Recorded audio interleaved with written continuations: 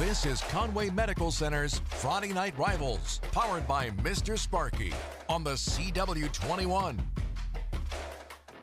Well, South Florence is ready to put toe to leather and get this 2024 high school football season in the Palmetto State underway. It's a deep kick going to be brought down at around the 10-yard line. They run into one another, and they are down.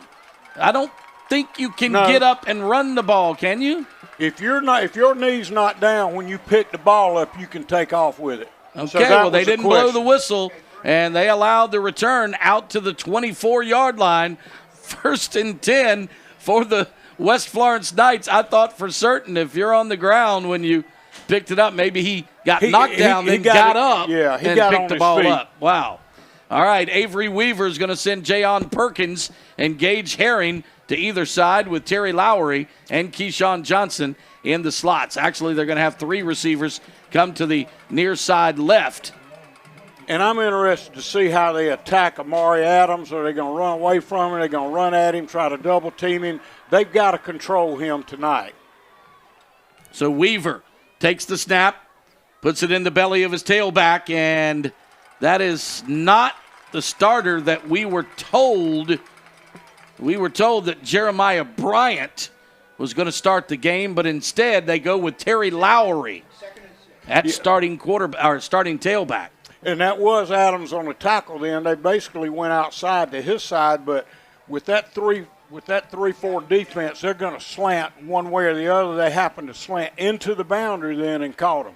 They had Lowry listed as a wide receiver, but he is definitely the tailback in this pistol offense. Single receiver to the right, and they give it to him again. Lowry breaks 2, 3, 4 tackles. First down for West Florence. Right up the gut.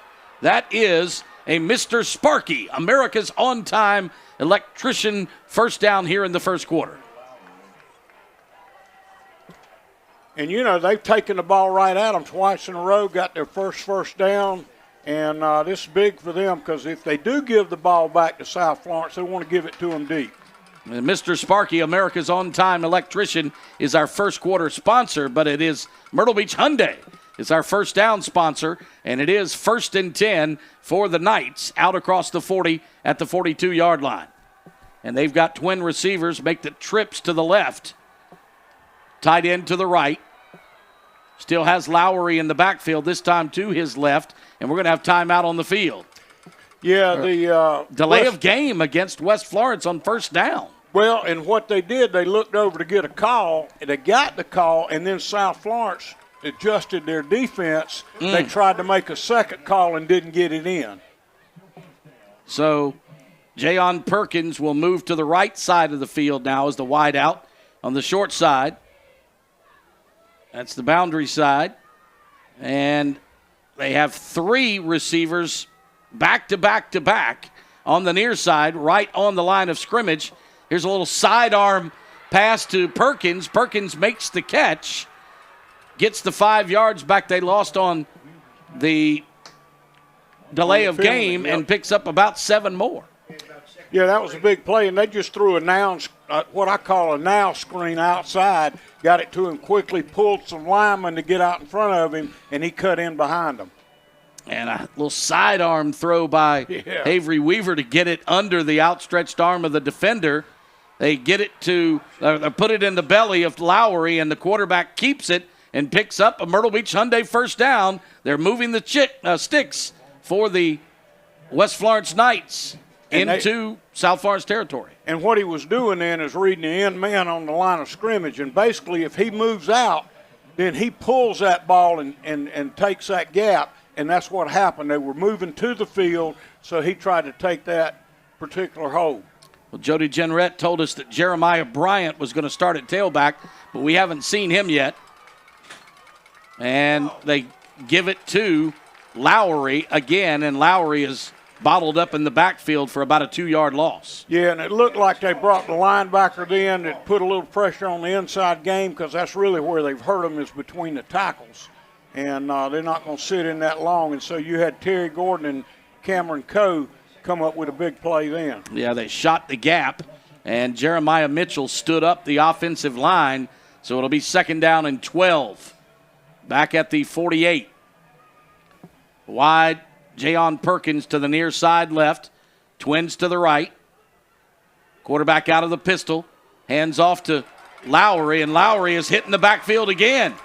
Yeah, and what happened then, they brought the Cameron Coe off the edge, off the right edge, and he was able to squeeze down in there and make the tackle before he got through the seam. And Amare Adams has taken up a whole lot of space on that defensive front. Yeah, and that's the tough thing. You get one like that, and you have to adjust to him. Do you run at him? Do you run away from him? No answer. Yeah.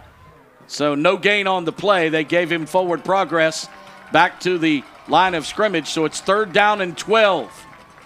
And this is a big play for them right here, Alan, simply because they're in a position now, and of course they sacked the quarterback, but now the question becomes, and it's really not a question since he lost yardage there, they're going to punt them down, try to pin them down inside the 20, put them on a long field. Empty backfield right there. Weaver sent both of his running backs outside. They were going to try to look downfield, needed 12 yards for the first down, and he had nobody to throw it to. Well, and you know, what you got to do is take a gamble defensively, and I think they did that and brought some heat and was able to take advantage. Keyshawn Johnson is back to receive the snap, and he thought about running with it for a moment and then kicks a spiral down the field to inside the 30, inside the 25 to the 23-yard line, and Coach Marlowe was on the field barking at his players who weren't really paying attention to where the ball was. Well, what happens, and basically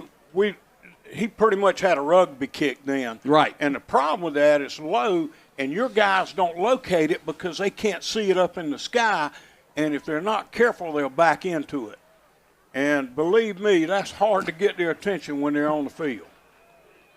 And with the light on here in the booth, I don't know about you, Coach, but the glare off our back is making it hard for us to see. So it really we may have to watch the monitor as quarterback Messiah Jackson has Raleigh Jett in the backfield with him, and he tosses it out to him to the left.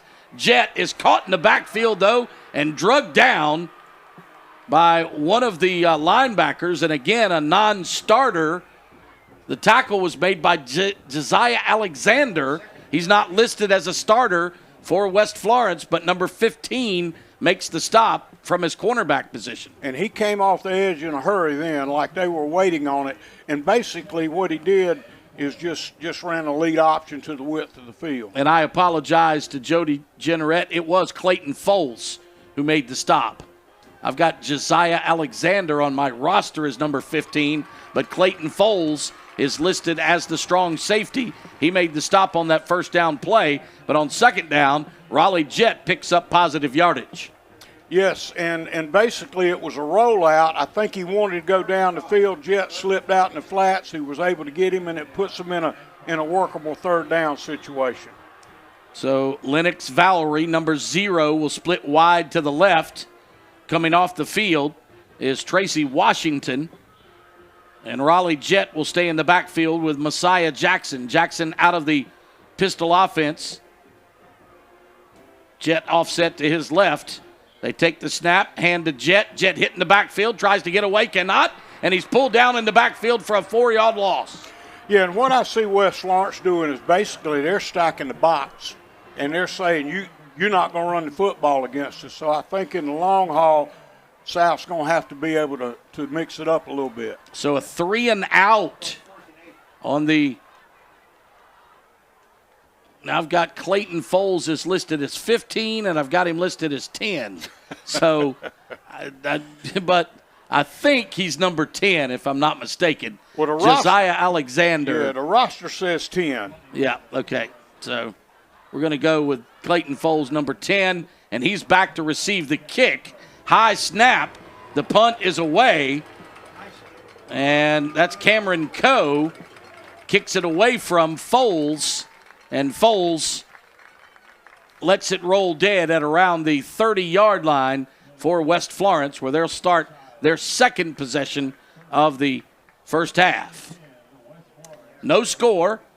West Florence picked up 2 first downs on their first possession into South Florence territory, and then the drive died. They kicked it inside the 25 to South Florence, and they gained a grand total of 2 yards on their first 3 plays. So now a second possession for the Knights in all white. You know, and a lot of times with games like these that are packed with emotion, you're going to see a lot of defense on the front end, and simply because. And I think we've got our first hydration timeout of the night, even though the weather is beautiful this evening here at South Florence. We'll talk more about it when we return on the Conway Medical Center Friday Night Rivals. Great crowd, as we expected, here tonight for West Florence and South Florence. To open the season of 2024, they closed each of the last 10 seasons against each other in the regular season when they were in the same region. But now that West Florence has moved up to 5A, South Florence still in 4A, they had to find a place to play this rivalry game, and it was the season opener and a nice pass out to Keyshawn Johnson on the left side, the field side, and he is brought down after a pickup of about 4, second down 6. And I thought Cameron Code played that extremely well. He was at an outside backer then, and they tried to roll it back up under him and bring some linemen out to block him. He worked under it and made a really good play on that, even though they did get a 4-yard gain. This is the Conway Medical Center Friday Night Rivals season opener, and Conway Medical Center has compassionate care you can trust. Twin receivers to the left, one to the right. South Florence sends a backer up on the blitz. They catch it, and the quarterback keeps it himself after faking to Terry Lowry, and he is caught, it looks like about a yard deep in the backfield. Yeah, and where that is, you're looking at a holding call or either penalty. A face mask, and I'm not sure which. He called the head linesman called a hold against the West Florence Knights, so that's going to cost him 10 yards. So instead of 3rd and 7, although they may decline the penalty. No, they're going to back that thing up. You think? That's what I'm going to do. Yeah, they're backing it up. Because that yardage is so valuable down there, and they get into a little bit of a hole, and it limits what you want to try to do with the ball. Instead of 3rd and 7, it's going to be 2nd down and about 16. So just inside the 25-yard line is where West Florence will scrimmage with a single man in the backfield. Twin receivers right, one to the left. Jayon Perkins is the receiver wide on the field side left. They'll look to get him the football. That's who they're going to. And he is down as he makes the catch. They're saying incomplete. The ball hit the turf. So it's going to be 3rd down and 16. Yeah, and what South Florence did then, they just backed their secondary up, and that's why that long yardage situation put West in a bind. They gave him the underneath routes, which he took, but it wasn't going to do him much justice. And now they got to be careful not to turn this ball over in this situation. Well, they've got single coverage on Perkins, although they do have a linebacker spying this way. Single setback out of the pistol. Looking downfield. Weaver gets into the pocket, steps up, and throws it incomplete out of bounds. Or did they catch it? No, that was a really good defensive series for That's what I South thought. Florence, because they were able to move the ball back 7 yards and still get possession. So their goal right now defensively would be to take possession on their side of the 50. And so regardless of what happens here with this punt, they should have a 20 to 30-yard increase over their last possession. And Jaden Sellers, actually it was Amari Reeves back to receive the kick. Reeves came up to make the catch, but instead it goes over his head. It's downed at the 39, and that's where the South Florence Bruins will have it when we return. No score on the Conway Medical Center Friday Night Rivals. The great weather here tonight, Coach, as mild an August evening as I think we've had in a decade, in the 70s, partly cloudy, and of course that's what Ed said it was going to be tonight. And Ed Piotrowski celebrating 30 years at ABC 15, and he is our Red Zone sponsor tonight. That's what Ed said. And we love Ed Piotrowski. My boy is an NC State graduate, by the way. Great run right up the middle. For South Florence, their best run of the night, Trey Leonard. Yeah, that's their most positive rush. Yeah, and that's what they need to do to be able to move football. There's the Mr. Sparky replay. Mr. Sparky is your on-time electrician. And here's the give right up the middle again to Leonard. Not as successful this time as he is pulled down about a yard in the backfield. He's going to be a yard short of the first down. And that was the nose guard, number 61, Jamie Williams. And Coach, South Florence is going with a hurry-up offense here. Yeah, they're just trying to change the tempo a little bit. So it's going to be 3rd down and 1 at the 48-yard line. Across the 49 is a first down, and West Florence jumps offside. They drew with a hard count. They drew Victor Knabb offside. And you got to give them a lot of credit, Dan. And I'll tell you, early in the season, it's hard not to go on the snap count because you hadn't had enough snaps. You hadn't been told enough not to do it. And I want to thank Conway Medical Center for donating $500 tonight, and they'll be doing that each week for the host school. And our total schools will receive $5,000 this year.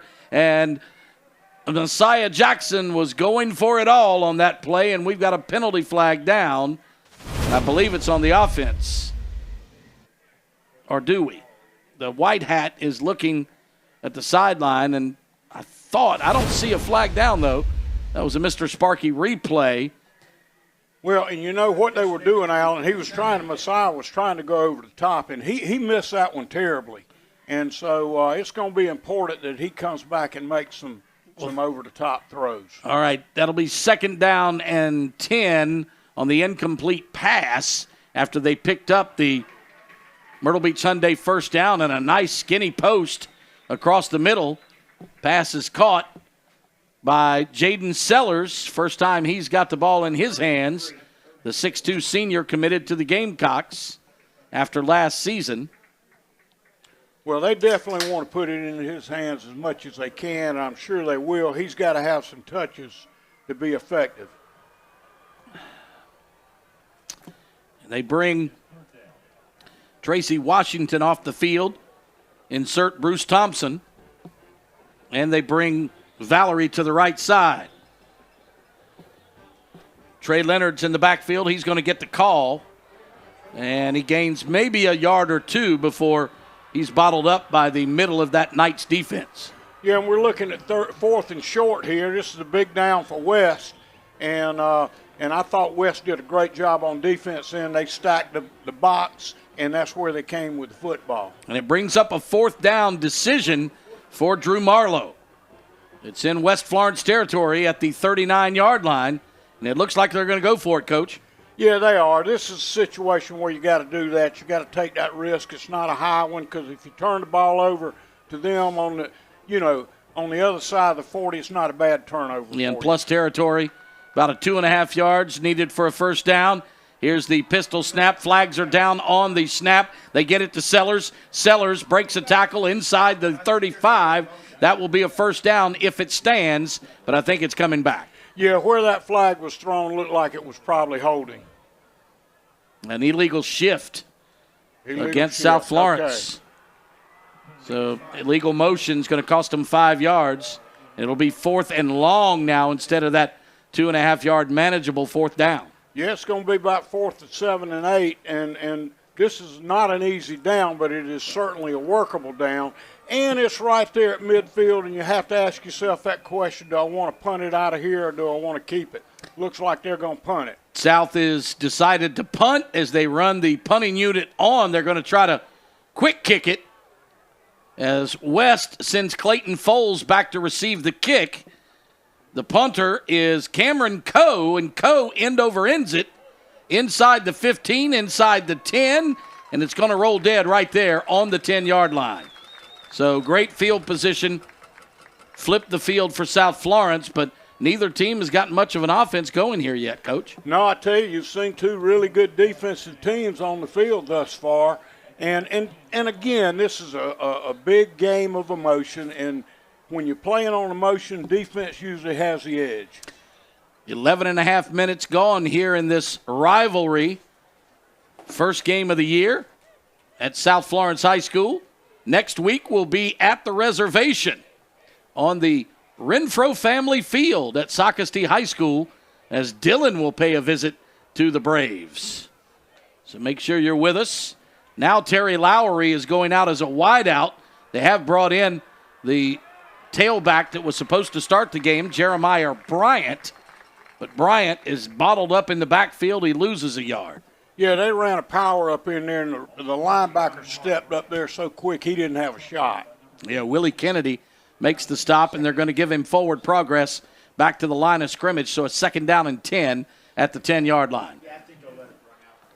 And they're probably going to let this clock run out instead of running a play to end the first quarter.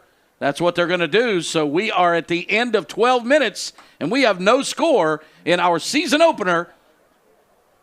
Well, they did stop it with 2 seconds.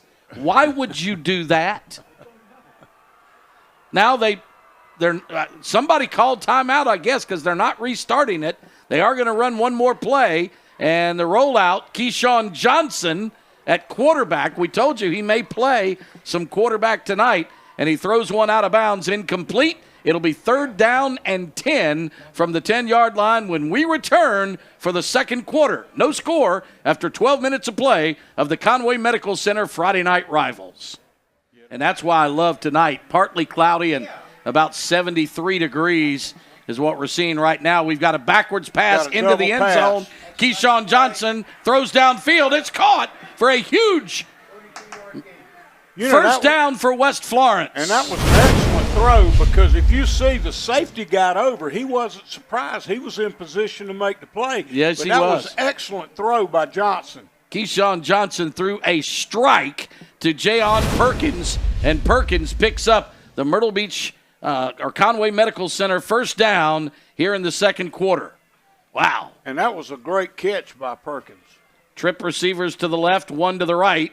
They hand off to Terry Lowry. Lowry turns the corner. He's got open room across the 40 and out of bounds, short of the 35-yard line. And that's the most offense we've seen tonight, Alan, 2 plays in a row. Yeah, huge first down on a pass from the end zone out to around the 41-yard line. And now another Conway Medical Center first down as we cross the midfield stripe into plus territory.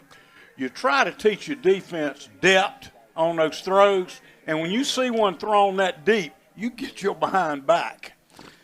The Myrtle Beach Hyundai first down. I apologize for that. I thought we changed during the quarters, but it's the Conway Medical Center replays here in the second quarter. And the Myrtle Beach Hyundai first down turns into a 2nd down and 7 after about a 3-yard pickup. They mark the ball carrier out of bounds, Lowry, out past the 44-yard line. I thought he got close to the 35, but he must have stepped out right as he got to the sideline. Mm-hmm. So it's 2nd down, and we'll call it 8 at the 42. Man in motion is Keyshawn Johnson. They hand it to him. We said that would happen a lot tonight as well, and Johnson is going to pick up a Myrtle Beach Hyundai first down for West Florence, just shy of the 30-yard line, or just inside the 30-yard line. The official is, well, now he steps on the 30-yard line, trying to watch the officials to see where they're marking the ball, but it is a Myrtle Beach Hyundai first down at the 30. And they've been able to string 3 first downs together, and nobody's done that yet in this game. That's right. Trips to the left, and now they look to the sideline to change the play. In the backfield with Avery Weaver is Bobby Patterson. Patterson is another one of those Swiss Army knives that we'll see at a lot of different positions. Keyshawn Johnson, you'll see at a lot of different positions. Jayon Perkins, you'll see at several positions. And we've got timeout on the field, so we're going to take one with him. With 10:18 to play second quarter, no score on the Conway Medical Center Friday Night Rivals. They got inside the 35 the last time, but then a motion penalty backed them upside the 40, and they decided to punt and pinned South Florence deep. But now they're back into scoring territory, approaching the red zone, and that's what Ed said, red zone. And again, they're backing up on a screen pass to Keyshawn Johnson. He loses 3 yards on the play. It's going to be 2nd down and 13. Yeah, and I thought it was well played. The outside linebacker did a great job of working under his block, and so when he reversed that screen to try to get in the tunnel, there was no tunnel to get into. So 2nd down, 13 from the 33. Single coverage on the wide out, Keelan Thomas. But they're looking to the other side of the field and overthrow the intended receiver, Jayon Perkins, in the end zone. So it's going to be 3rd down and 13. So that red zone has been foreign area to either of these teams so far, and basically South was in a cover 2 on the short side of the field then, or on the hash side of the field, and he had to make a perfect throw there, and he just overshot him just a little bit, but nonetheless it was a good call based on the defense that they saw in front of them. So here's the 3rd down play. He sends Lowry to his left out of the pistol. Twins left, one right. They switch the tight end and the tailback. Looking to the boundary side, and the pass is way beyond the receiver. He threw it behind him about 5 yards. So it's going to be 4th down again for West Florence, deep in South Florence territory. And they'll decide to punt again. Yeah, and I was wondering if they had a kicker that could extend it that far, but evidently not. Well, they have a field goal kicker, Clinton Williams, but their point-after kicker, again this year, Coach, is Sarah Cashin. The only female player that we know is in the state of South Carolina is still kicking for West Florence. Here's a good kick. Is it going to stay in play? It will. It rolls dead at the 3-yard line. Great kick by Keyshawn Johnson. I thought the height of that ball, it was going to bounce through the back of the end zone. I did too. It just died on us right there. I think he must have hit a mud puddle. I was going to say, I'd love to hit a chip shot like that on a golf course, Coach. It just died right when it hit the ground. Yeah, so it put South on a very, very long field, and they've struggled offensively, let's face it, and so that's a long field. And what you hope to do in this situation offensively is to get out of there enough that you can turn the ball over to the other team on their half of the field, not your half. We're about 3 minutes deep into the second quarter, and the quarterback is going to keep it himself, but he runs into a mass of bodies. And we have a penalty in the back of the end zone, and that could be disastrous for West, if indeed it is on them, if it's a personal foul. And West, it is going to be a personal foul against the West Florence Knights, who came away with the football in the end zone. Here's the Conway Medical Center replay, Coach. They push him back into the end zone and pull the ball out of his hands. And the quarterback, Messiah Jackson, just got mauled in the end zone. Well, and you got to understand when that whistle blows, everything's off. And it's hard because a lot of times you work hard to get to that point where you can put a hurting on that guy, and then all of a sudden the whistle blows. But that does give them great shape now. They're looking at being on the 18 instead of the 3. Wow, that does change the complexion of this second quarter dramatically for South Florence. They were at the 3 or maybe the 2-yard line. Here's a pass thrown behind Bruce Thompson, the intended receiver. Is going to be 2nd down and 10. But Conway Medical Center, our replay sponsor here in the second quarter, compassionate care you can trust. And Benjamin Franklin is your punctual plumber, and they are our second quarter scoreboard. And, you know, Alan, I think Jackson's got to settle in a little bit. He looks like the game's a little too fast for him right now, so hopefully he'll get a better feel as it goes on.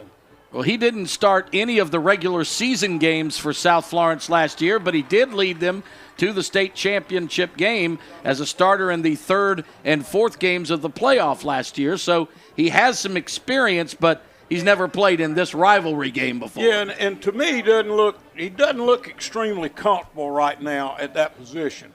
And, of course, we got a penalty flag in the backfield and a hat down, and no telling what we got. Pass was complete, but I think it's going to be nullified as South Florence is backing up. Yeah, both of these teams need to get out of their own way to some degree. Yep. It looks like a first game of the season, doesn't it, Coach? Yes, it does. And we'll wait and see what the intended call is. They're looking for a new football. It looks like South is they're backing West up. Yeah, it looks like the penalty might be against West. South was backing up to begin with. Here's the white hat. Wow, that's a nice one. If you're on South side. But he put his hand on his head. That normally means illegal receiver downfield, doesn't it? No, honestly, I don't know what I the don't call know what was, that penalty was. But it obviously it had to be a 15-yarder. Well, that's what I was getting ready to say. The two penalties have cost West Florence nearly 35 yards. Absolutely. So they've hurt themselves here. And I think both teams, again, they look like they're playing a little tight. So a single receiver right and left. You've got an up back, and the deep back is handed the football. And now we got a little fisticuffs. Well, and that's the style that South wants to play. They want to run that ball between the tackles. They want to make you have to tackle them and bring them down, and they want to be physical. And this is the first time I've seen a little bit of that.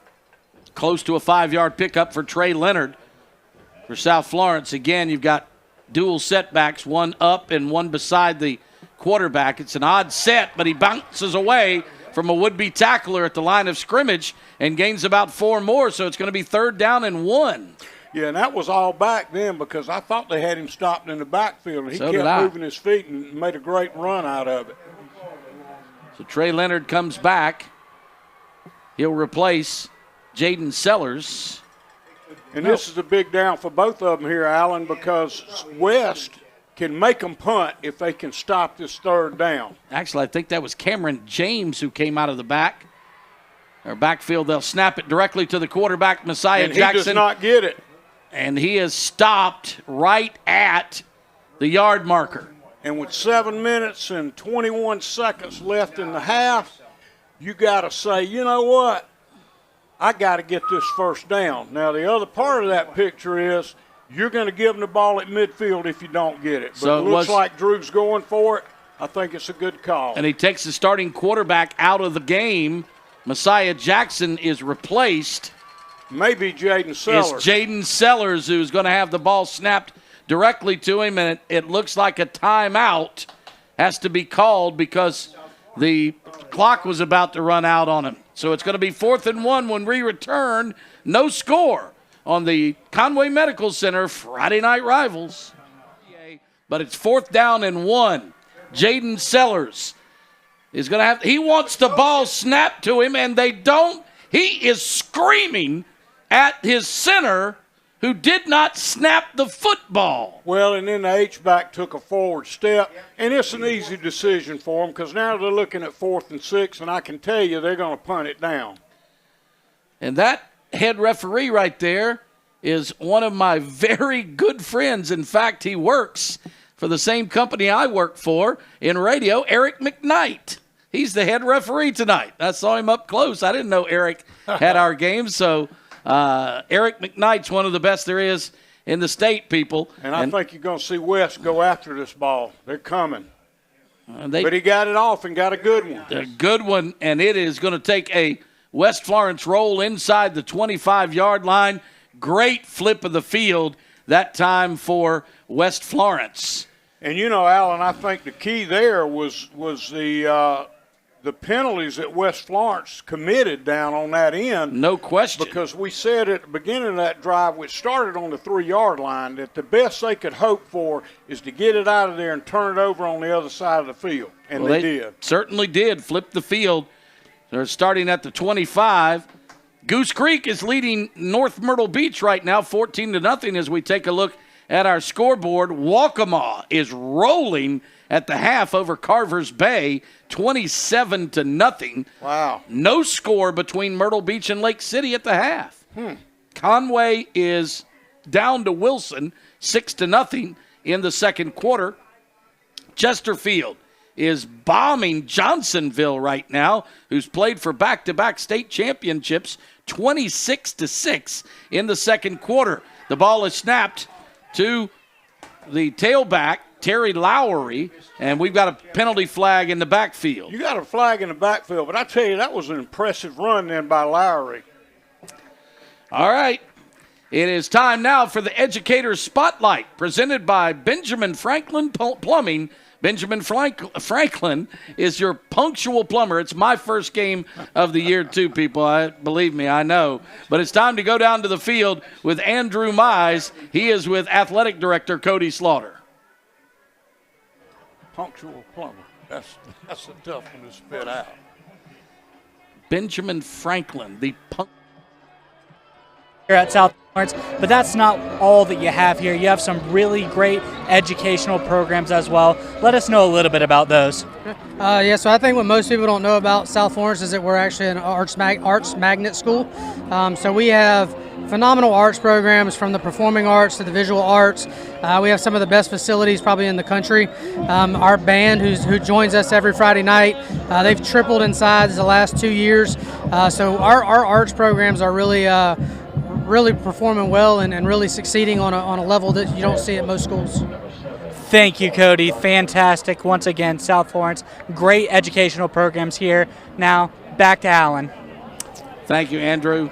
Appreciate that. And, of course, I want to thank Benjamin Franklin and Mr. Sparky's folks, because I'm going to get those names right before the night is through. That's Benjamin Franklin Plumbing, your punctual plumber, and we've got a long pass caught.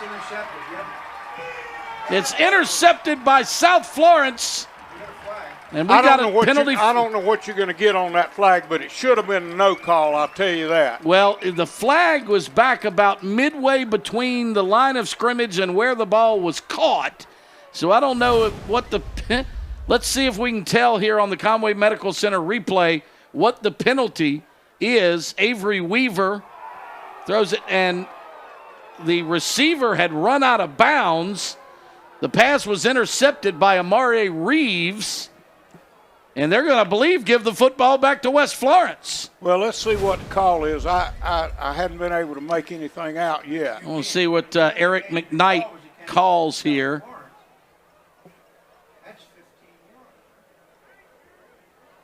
Where he's spotting that, it looks like it'll have to be a personal foul. And, of course, now they were looking at – That's called pass interference. Yeah, they were looking at 1st and 20.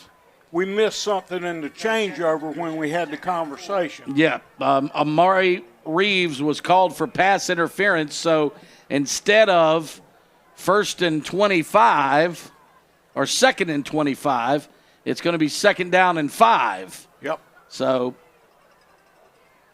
makes it a little bit different down. Or second, instead of 2nd and 20, it's going to be 2nd and 5 as he throws deep again, and he's got a man open.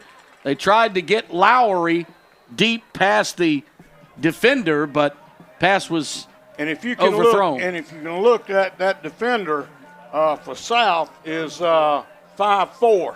Yeah. And so they're trying to match up with Amari Reeves and just put some height over there. They went twice to the same spot. Now, personally, I thought Reeves did a good job playing that pass the down before. But nonetheless, it's obvious that they're trying to target his height. 3rd down and we'll call it 4, or just inside 4, so we'll call it 3rd and 3 as West sends 2 receivers wide to the near side right, and we've got a timeout on the field to the Knights. And so we still have no score with 5:35 to play in the second quarter. And checking that scoreboard again, we've got some interesting scores on the night. The Lake City West or Myrtle Beach score is maybe the most surprising. At halftime, no score between the Panthers and the Myrtle Beach Seahawks. And, I think a lot of people would say the same about this game. Well, absolutely. Wando, who was blasted by Socastee at their place to end last season, is now ahead of the Braves at the reservation at Socastee, 14-6. It's Wando over Socastee. Ainer is shutting out Aiken, who is looking for their first win in 2 years. But Coach Allen's team is up 16-0. And here's a surprising score in the second quarter. We knew Loris was good by beating Carolina Forest at the CNB Kickoff Classic last week, but they're on top of Green Sea Floyd's right now, 51-0 in the second quarter. And what is the Carolina Forest score? The Carolina Forest, they were up on West Brunswick 34-0 at the half. So we've got 3rd down and 3 now. They snap it to the quarterback. He takes it himself. Keyshawn Johnson. And I don't think he got it, Allen. I think they were able to push him out of bounds close to the chains, but that's a mighty, mighty risky one to go for. Oh, they did call it. They gave him the first down. They sure Move did. the sticks. So that is a Myrtle Beach Hyundai first down for West Florence, just barely, as they snapped it to Keyshawn Johnson. They've snapped it to a bunch of different people tonight. Terry Lowry, Keyshawn Johnson, and Avery Weaver. Jeremiah Bryant may see it at some point as well, but Weaver's back in the ball game. Weaver has the tailback next to him. He keeps it himself as he pulls the ball back from the belly of the tailback. And I've really been impressed with Weaver at quarterback. He's made a lot of reads. He's had to make some throws. He hadn't done anything to hurt him, but he seems to get 1 or 2 more yards every time he's tackled. All right, Coach. It doesn't look good here in the first half, but if we get a touchdown in tonight's game, it's the end zone touchdown. See that play and all the highlights from around the area tonight on the end zone on ABC 15. Looks like we've got a motion here because it's thrown on the outside. Looks like it would have to be on one of the wideouts. And Eric McKnight says they moved in the backfield before the snap of the football, so that's going to cost them. Both teams are hurting themselves, Coach. They really, the other team's defense has been stiff but not suffocating. Each of these offenses have really hurt themselves. Well, they have, and you expect some of that early in the year. You just hate to see it as a coach because it frustrates the fool out of you. But at the same time, there again, it's their first ball game. South Florence comes up and stacks the box with about 7 men on 2nd down and 12. Weaver looks to the sideline, and he brings Lowry to his right. And now before he can snap it, there's another penalty. And that looks like it may be a delay. I'm not sure. South Florence changed the defense on them, and as a result, they changed the call, and they didn't get it in quick enough. Another false start called against West Florence. So it's going to be a 5-yard penalty again. So it's 2nd down, and we'll call it 18. And they need to get to the 45-yard line for a first down. Yeah, and this is dangerous territory because you don't want to turn that ball over on your side of the ball. So I think the best they can do here is try to chunk away at a little bit of yardage and turn it back over to them deep on a punt because they have punted the ball well tonight. Keyshawn Johnson and Keelan Thomas come to the near side right, but they go left and try to get back to the original line of scrimmage. That would be about a 7-yard gain. So we'll call it 3rd down and 11. And that's a doable down. It really is, particularly at this spot in the field. Right at the 34-yard line. 3rd and 11. Lowry still in the backfield next to Avery Weaver. And we're looking at 3 minutes on the clock, so whoever gets the ball after this series has a chance to put a score up. Gage Herring comes in motion. High snap. He fumbles the football. It's free. It is batted around. That's going to be a free football. He called it incomplete. Oh, you're kidding me. He called it. We'll get a replay on that. It looked like the ball was coming out, but I'm not sure if it was or not, Alan. Eric McKnight says the arm was going forward. I beg to differ. Let's see on the Conway Medical Center replay. After he was hit, the arm did go forward. So, see right there. I think it was a good call. The only question is where the ball actually landed because the ball did not land parallel. Forward. Yeah. It could have been a backwards pass, which would still be a fumble. Ball hits the back of the West Florence That's got to be interference there. Well, he was right in the face of the return man, but the ball hit him in the back. Well, and that's why I say that there's got to be a penalty there because you got to allow the guy to catch the football. He called for the fair catch. It's a good point, Coach. And you got to allow for that catch. Well, they're not throwing a flag on the play. They're going to down the football at the 35, and South Florence will take it over right there. Second quarter, no score, 2:48 to play in the half.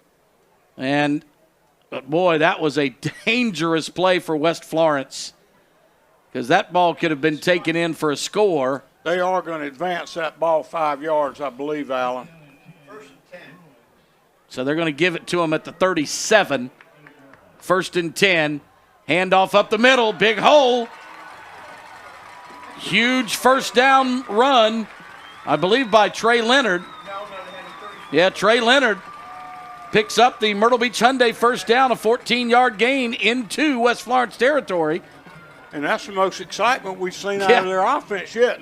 West Florence has really kept them at bay the entire game thus far. Closer to a 20-yard pickup for the Bruins. They fake. Here's a play-action pass.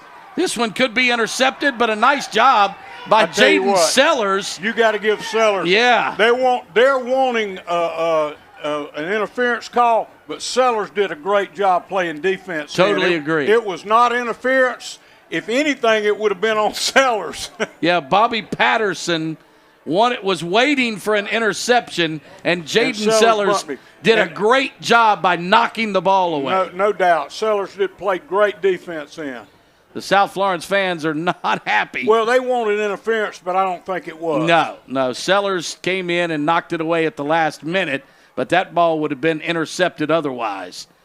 It was not a defensive pass, but a nice pass across the middle. It's going to be a second down gain for, inside the 35 is going to be enough for a Myrtle Beach Hyundai first down to Jaden Sellers now. Sellers starting to become a factor. Yes, he is. And he was simply ran a crossing route then after he had gone down the field. And so those linebackers got to jump in there and pick him up, and that's not a good matchup for them. Now, it's listed on the roster, Jaden Sellers as a junior, but he is a senior. Yes. He committed to the Gamecocks after last season, which was his junior season, and the reason it's listed on the screen as a junior, that's what they gave us. And they gave us a roster that had him listed as a junior, but he is a senior. And that was Tracy Washington. I thought Dixon threw a very good ball for him then, Jackson, and Washington couldn't let it get out of his hands. Drew's trying to calm him down and take his time in making this call. They got 10 seconds left on the clock, so they got to get it out of there. Under 2 minutes to play first half. Looking for the first score, and pass across the middle is caught.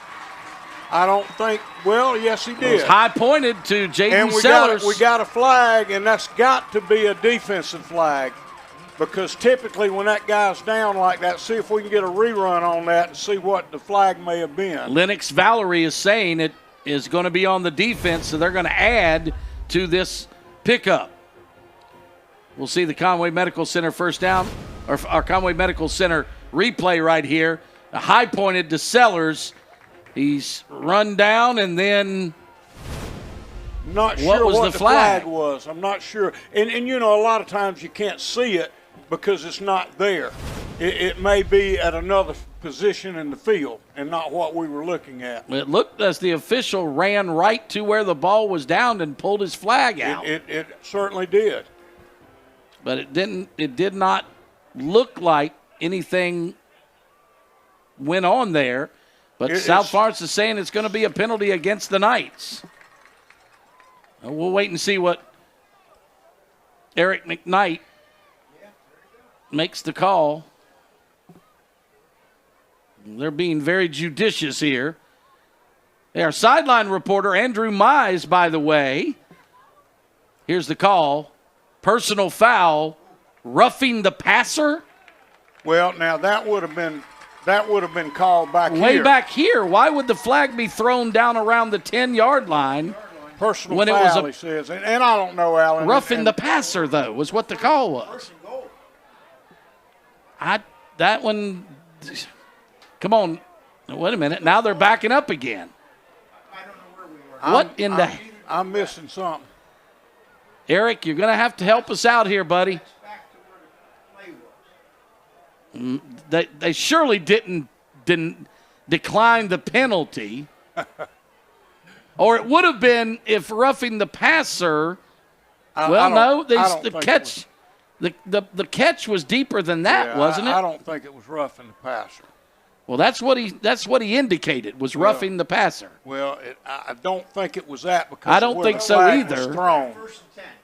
And frankly, It's going to be 1st and 10 at the 23-yard line, says our Nonetheless, statistician. they got 1 minute and 51 seconds to get it in the end zone, and they have time to do that.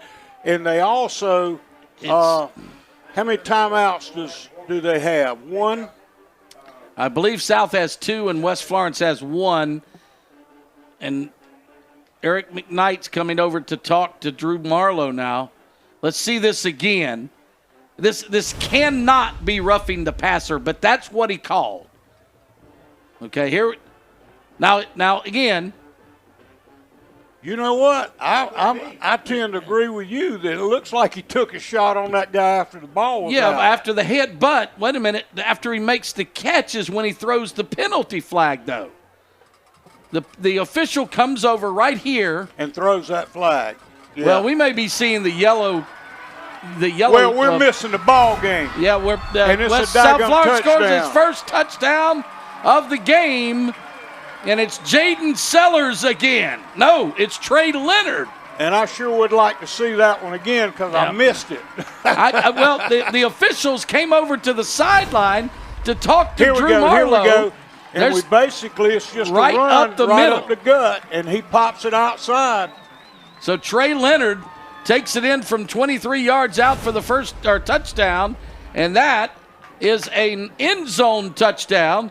See that play and all the highlights from around the area tonight on the end zone on ABC 15. The extra point is up from Evan Holland, and it's good, and it's 7-0. South Florence takes the early lead late in the first half. Well, I think they caught the West Florence defense sleeping just like you and I were up here in the box. I think they did exactly because the officials came over to talk to Marlowe, and then they just started the play. Boy, he made a great cut and popped that thing back outside, and then had a great block on the outside by number 9, Ben Tyner, it looked like. So check out the end zone tonight and all the scores. And Alan, that was a 6-play drive, 63 yards with a 23-yard run. And it's the most impressive drive that anybody's had tonight because it was the more consistent. But, again, the offensive team was aided with penalties. No question. I was about to say, as we had all heck break loose there for a minute, is our sideline reporter this year, Andrew Mize, is all over the internet when it comes to football. He has a podcast called Saturday Morning Inspection on YouTube that he does with his former Citadel roommate, and they cover all things NFL and college football. And go to YouTube and check out Saturday Morning Inspection. Here's a return by West Florence. Keyshawn Johnson breaks away from 2-3 tackles and is finally pulled down from behind just inside the 25-yard line. And Alan, I really have been impressed with Johnson when he's got the ball in his hands. He's made some things happen.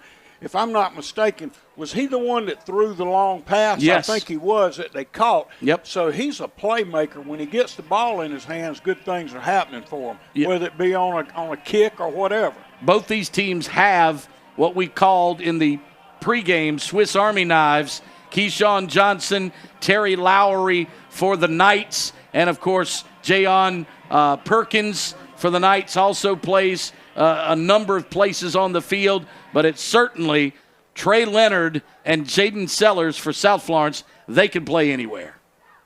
And right now in the backfield, it is Messiah Jackson completes a pass out into the boundary, and it is going to be brought out by Raleigh Jet into plus territory.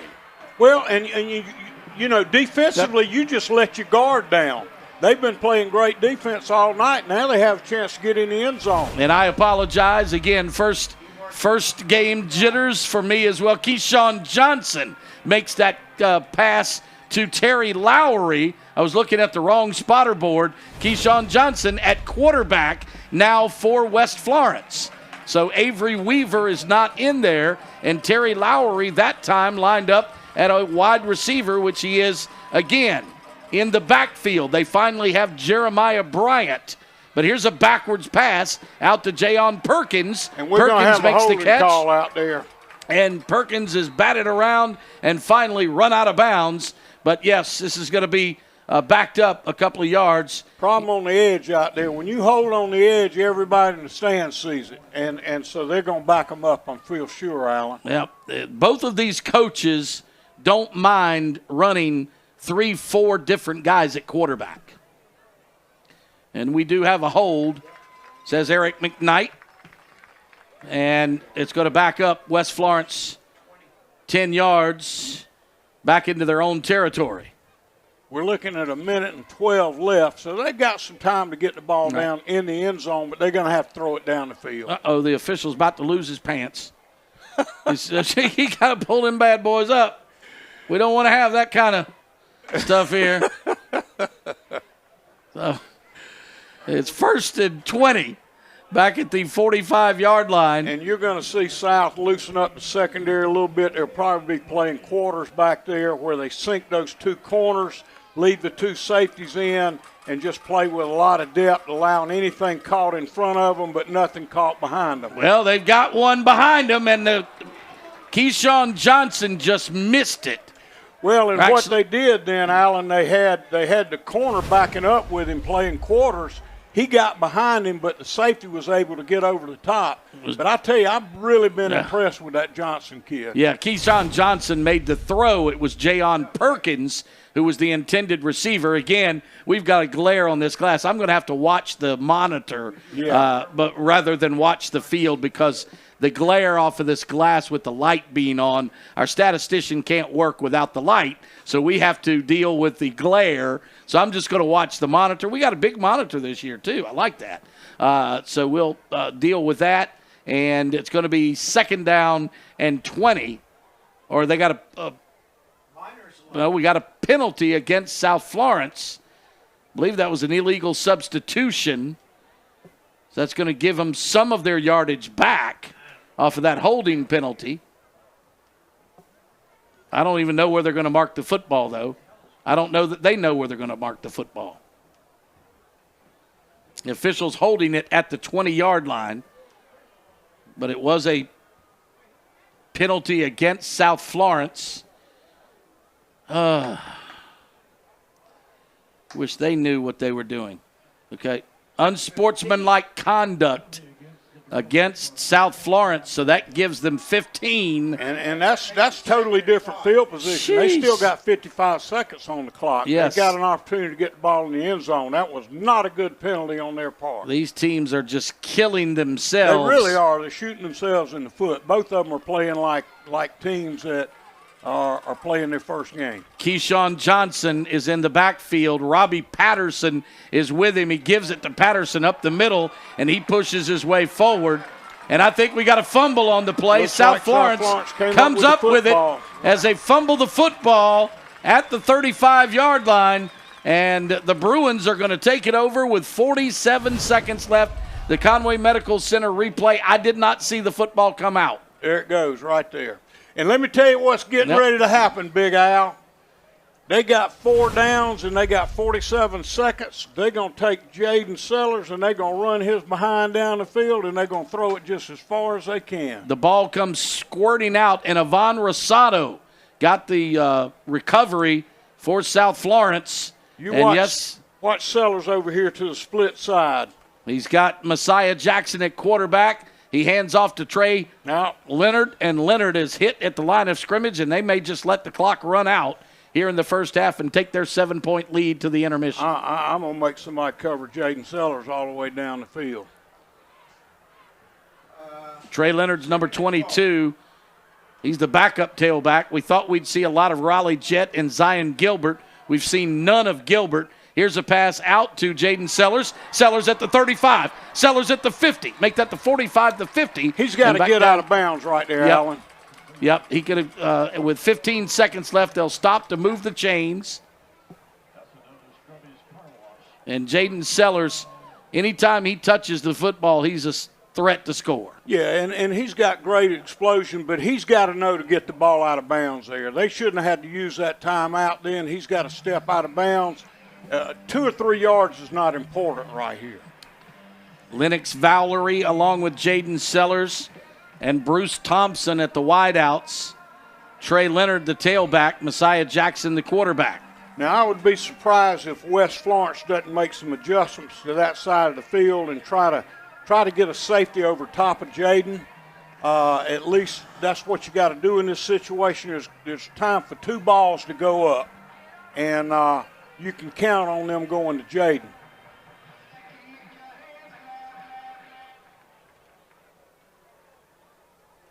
You know, both teams have obviously committed a lot of fouls that have hurt themselves, but it's crazy in that they haven't been that obvious. It's been a lot of penalties that we really tried to decipher and couldn't quite figure out what went on.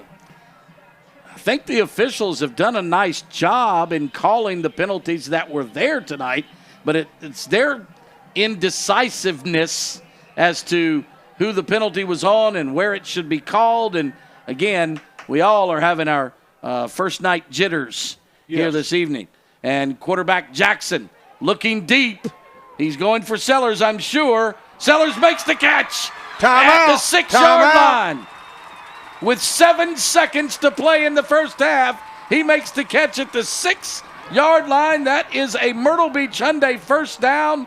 And we got a flag down there, Alan. It looks like that it's going to be a personal foul, which is going to send it half the distance. It's kind of hard to tell. What happens is players get emotional down there and they say something they shouldn't say. Let's see who that's on. It might be on Sellers because he was holding his head. He might have gotten up and said something on that great catch. I would hope that's not the case, but the officials are discussing it. You're stretching now, baby. Yeah. Let's see. Again, these conferences by the officials leave us being dubious. See, that's unsportsmanlike against South Florence. That was against Jaden Sellers.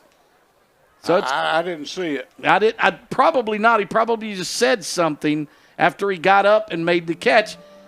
Those type of things, and again, this is just my personal opinion, those type of things I think that the officials should just shut their ears to.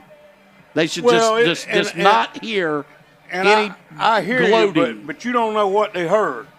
That's true. They could have been talking about the mama. So you got to be careful, and you got to get kids to accept the excitement without expressing it.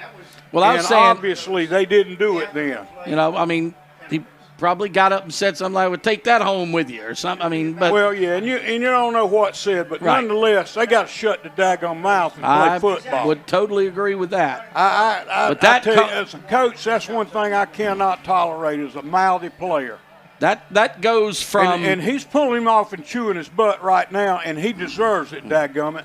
I mean, that goes from being a 1st and goal at the 6 to outside. That's what Ed said, red zone. Yeah, and they're going to have to try. They're going to attempt a field goal from here, Allen, so it'll be tough.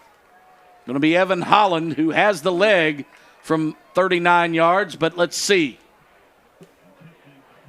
And this could be a big field goal because you're looking at a 10-point lead now.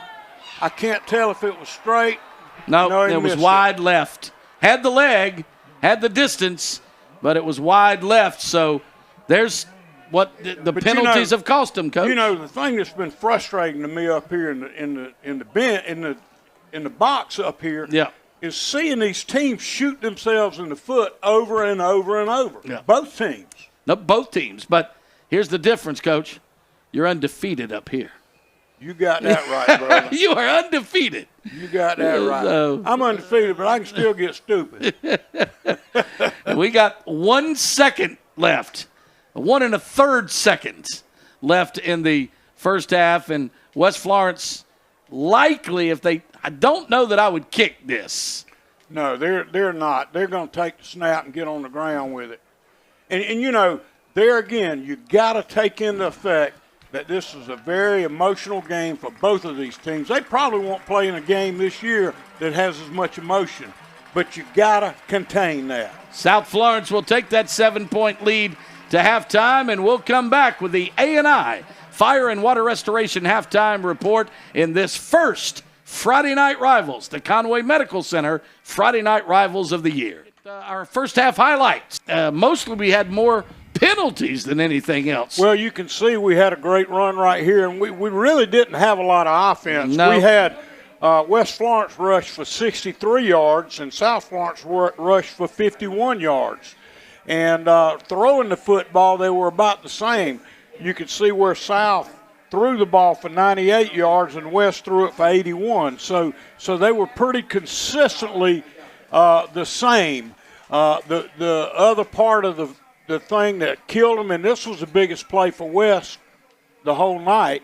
It was a great double pass that got them in. It flipped the field. I thought they were going to be able to take advantage of that flip field, but they did not. South Florence came up stout. This is another big run or big play on West Florence or South Florence's part, and that was Terry Lowry running the football. This was one of the best rushes we saw all night, other than the touchdown they had a little later on. Yeah. Where we were trying to evaluate. Trey Leonard did both of those. Yeah, we were trying to evaluate what was done there. And here is the run that we talked about that was the score, and the only score that's been on the boards, and I thought Leonard did a great job with that. He hit up in there good and hard, bounced it outside, and they overran him. And then I thought that West Florence was going to be threatening here after this play because they got in good field position, but then they shot themselves in the foot with some penalties, put the ball on the ground, and that was a big turnover. And that's the only turnover of the game, is it not? Each time that they got in great field position, they either gave up the football or went backwards. Coach, we got to take time out. We get to the SEC on ABC kickoff from West Florence to South Florence. Is the kick high and short, going to be brought down around the 16-yard line. Return for the South Florence. They've got a wedge in front of him, and he scoots it out to around the 40, close to the 40-yard line. And, that's the first return that we've seen from Cameron James. Cameron James. See, that's another one's not listed anywhere on the roster or on the two deep, but he is listed on the roster. So Cameron James on the kickoff return out right at the 40-yard line. So first and 10. And, it'll be interesting to see what kind of adjustments both teams make, particularly on offense, because they've had an opportunity to go in and evaluate kind of what the defense was doing and see if they can take advantage of it. Now, I can tell you that what South wants to do is run the ball between the tackles and then take a couple of deep shots with Jaden Sellers. It looks as though South wants to do the same thing as well. Knowing Jody as well as I do, I think that's the case. Trey Leonard on first down carries for 3, so it's second down 7. With so little offense in the first half, Coach, do you think maybe these coaches will shorten their playbook in the second half?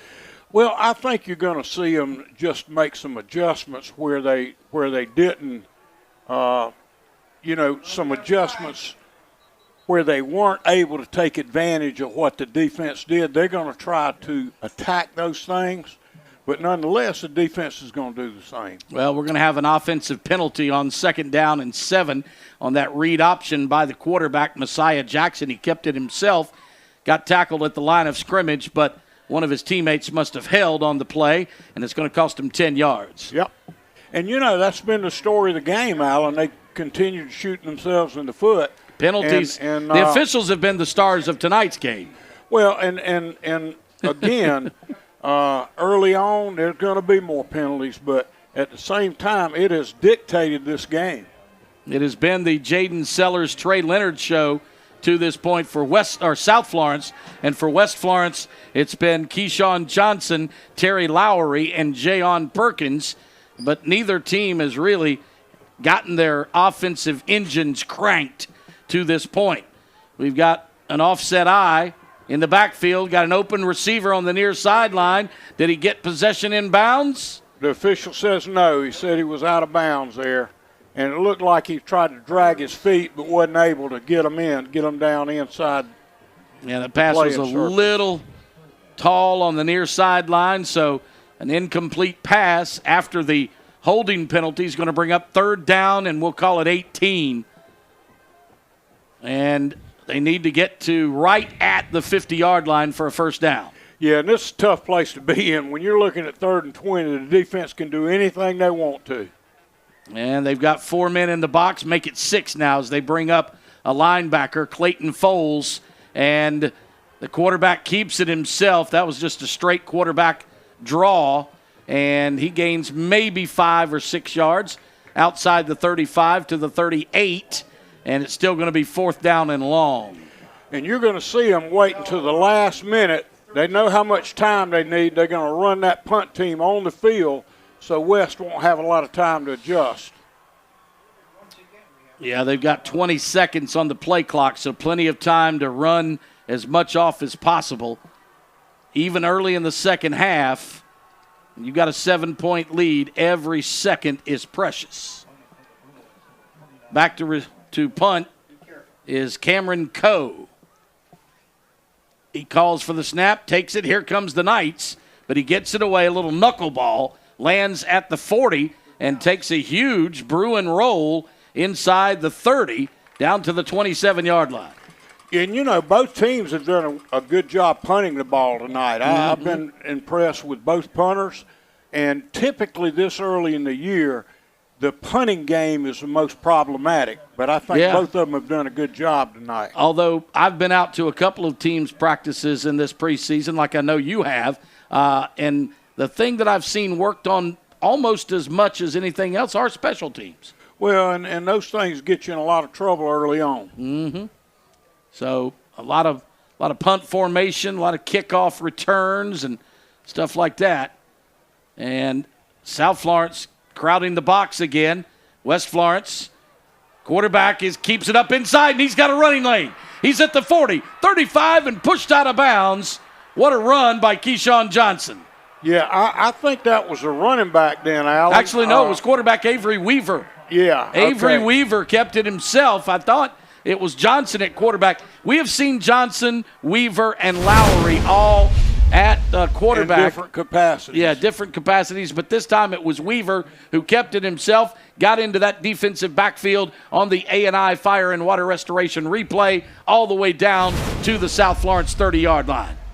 And then South Florence does a good job of stringing this outside. He doesn't get much with it. They tried to get it off tackle, and defense was able to bounce it outside. Again, I've been real impressed with number 9. He's done a great job. I think Weaver has been, or number 5. I think Weaver's been on spot all day, all night long. And that was a toss out to Lowry, who picked up a yard to the 38.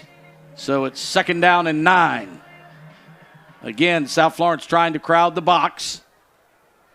Twin receivers, and they hit the quarterback just as he lets go of it. It's a completion to Keelan Thomas and a late flag after Thomas gets it down close to the 30-yard line. And I think that's going to be a clip. It looked like I saw a South Florence defensive back get rolled up and rolling. He's just getting off the ground right now. So, of course, West Florence is pointing to them. So to say it's a defensive penalty.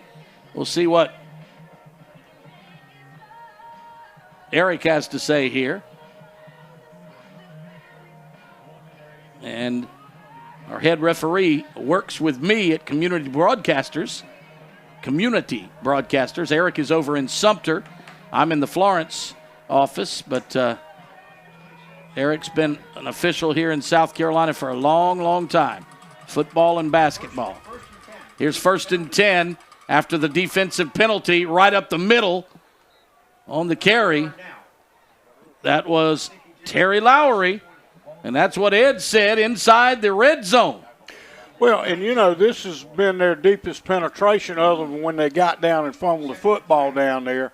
So they really need to do something with the ball here. This is as deep as West Florence has been all night long on 2nd and short after a big carry by Lowry right up the gut. Lowry's back in the backfield again. They're going to hand it to him, and he runs into the teeth of that Bruin defense, and they push him backwards. Nice tackle by the linebacker, Terry Gordon. Gordon is a 6-foot sophomore.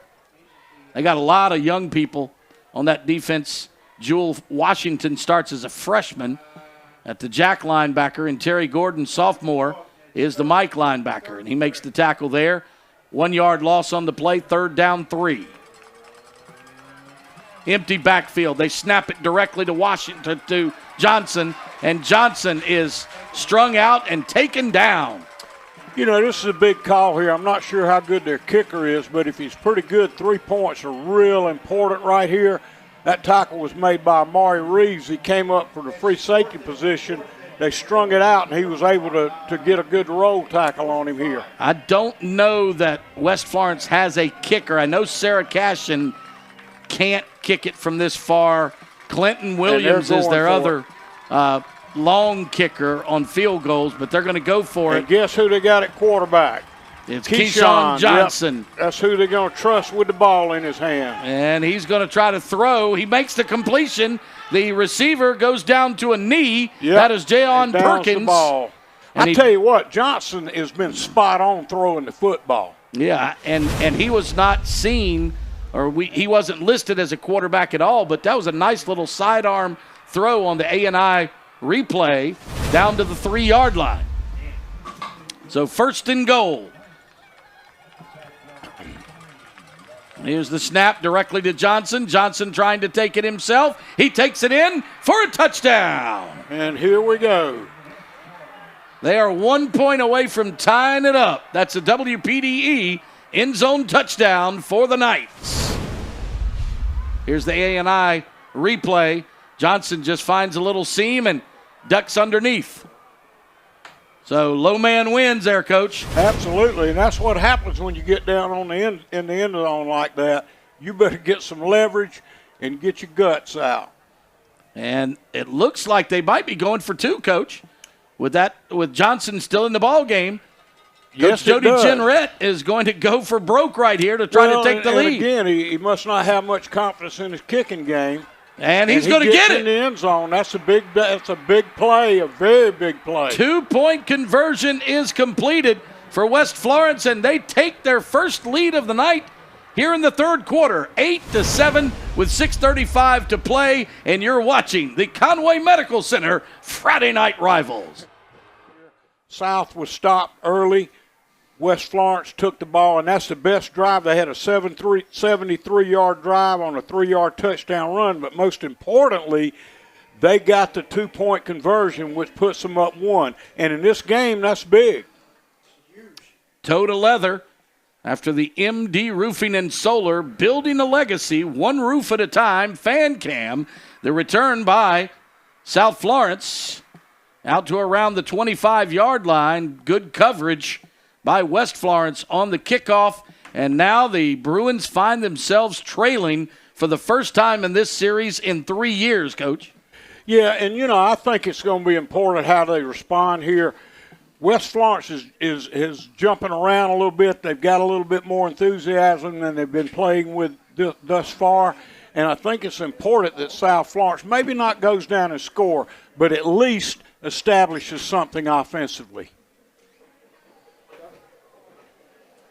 On that scoring drive, Coach, did you 7 plays, 73 yards? Yeah. That's good. And that's the best series of plays that West Florence has put together all night long. And basically we're all just standard running plays except for that, basically improvisation by Keyshawn Johnson, completion to Jayon Perkins at the 3-yard line. But that was a big play too. We got somebody down on the South Florence side. It looks like a lineman. Yep, that is actually Trey Leonard. Looks like a lineman, Alan. No, he's a running back. I got him on the screen here, number 22, and he is holding.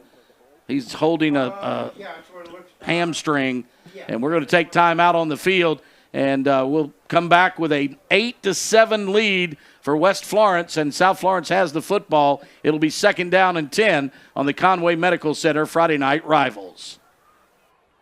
We're back to action, and South Florence trailing for the first time, 8-7. The quarterback, Messiah Jackson, passes out to the right boundary, and the intended receiver throws behind him. And you know, Alan, honestly, Jackson's struggling.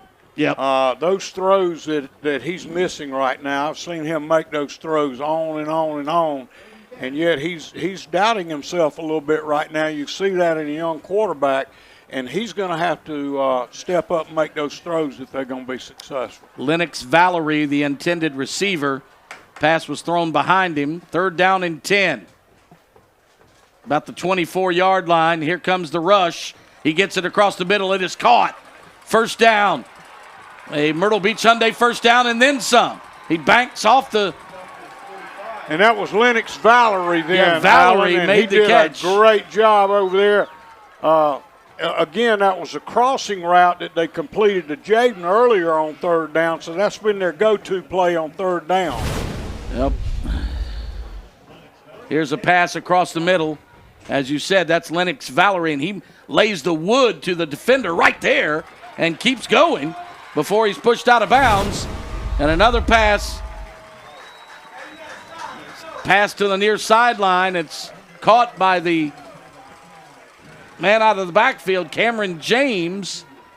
And again, we don't have James on our 2 deep. Yeah, Cameron James is a sophomore back that's not even on the 3 deep, Alan, good for him. Now, we did see Leonard go out, so obviously you got to make some changes in there. But he's a sophomore back. Yeah, he's been the return man on kickoffs tonight. So he is in the backfield right now with Jackson. He's got an up back, and they hand it to him that way. And he's got a hole at the 30. Down to the 25, to the 24, and that's Cameron James on a 24-yard pickup to the 24-yard line. But you know what I'm seeing, Alan? I'm seeing some movement taking place in there. They're trying to keep the ball on the ground with them, and you're going to see them continue to do that until they get a stop. The H-back is Bruce Thompson. He's the offset back in the backfield that is the leading blocker. And West Florence gets a stop on the play after a 1-yard gain. So it was 1st and 10. It's down 2nd and 9 at the 24. It was 1st and 10 at the 25. And after the Myrtle Beach Hyundai 1st down, South Florence is using a lot of time here to make this play call. Of course, there's only 15 still left on the clock. Down 8-7. 2 minutes, make that 4 minutes and 21 seconds left in the 3rd quarter. He moves James to the left, and I don't know. That was out of.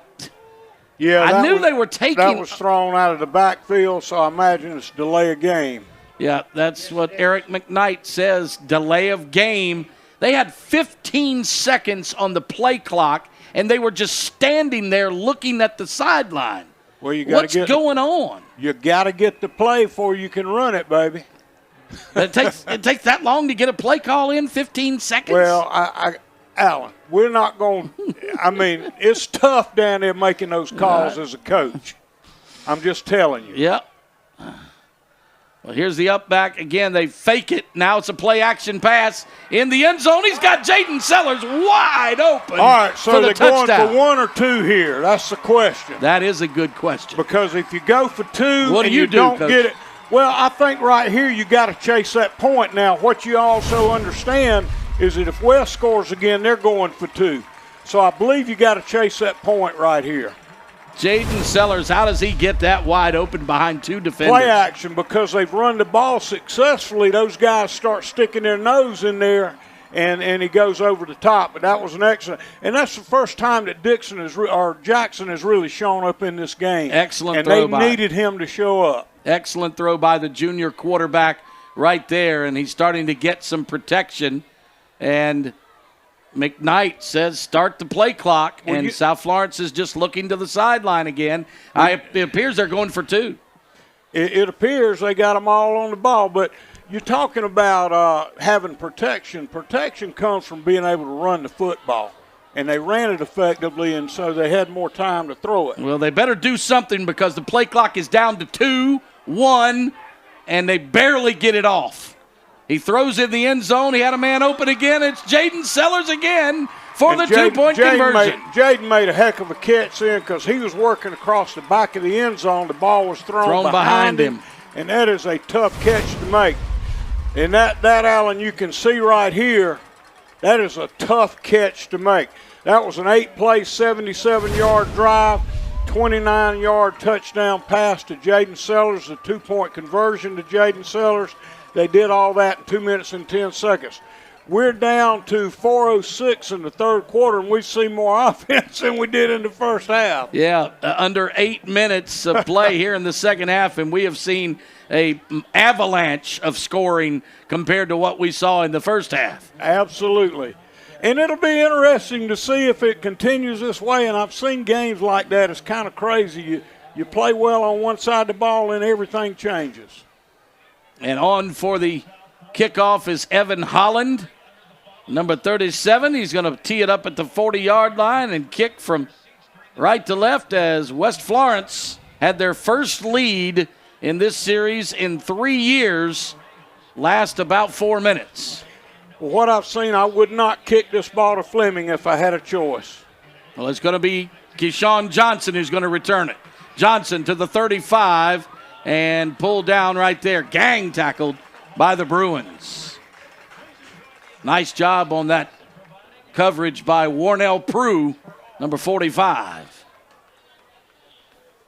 So the Knights.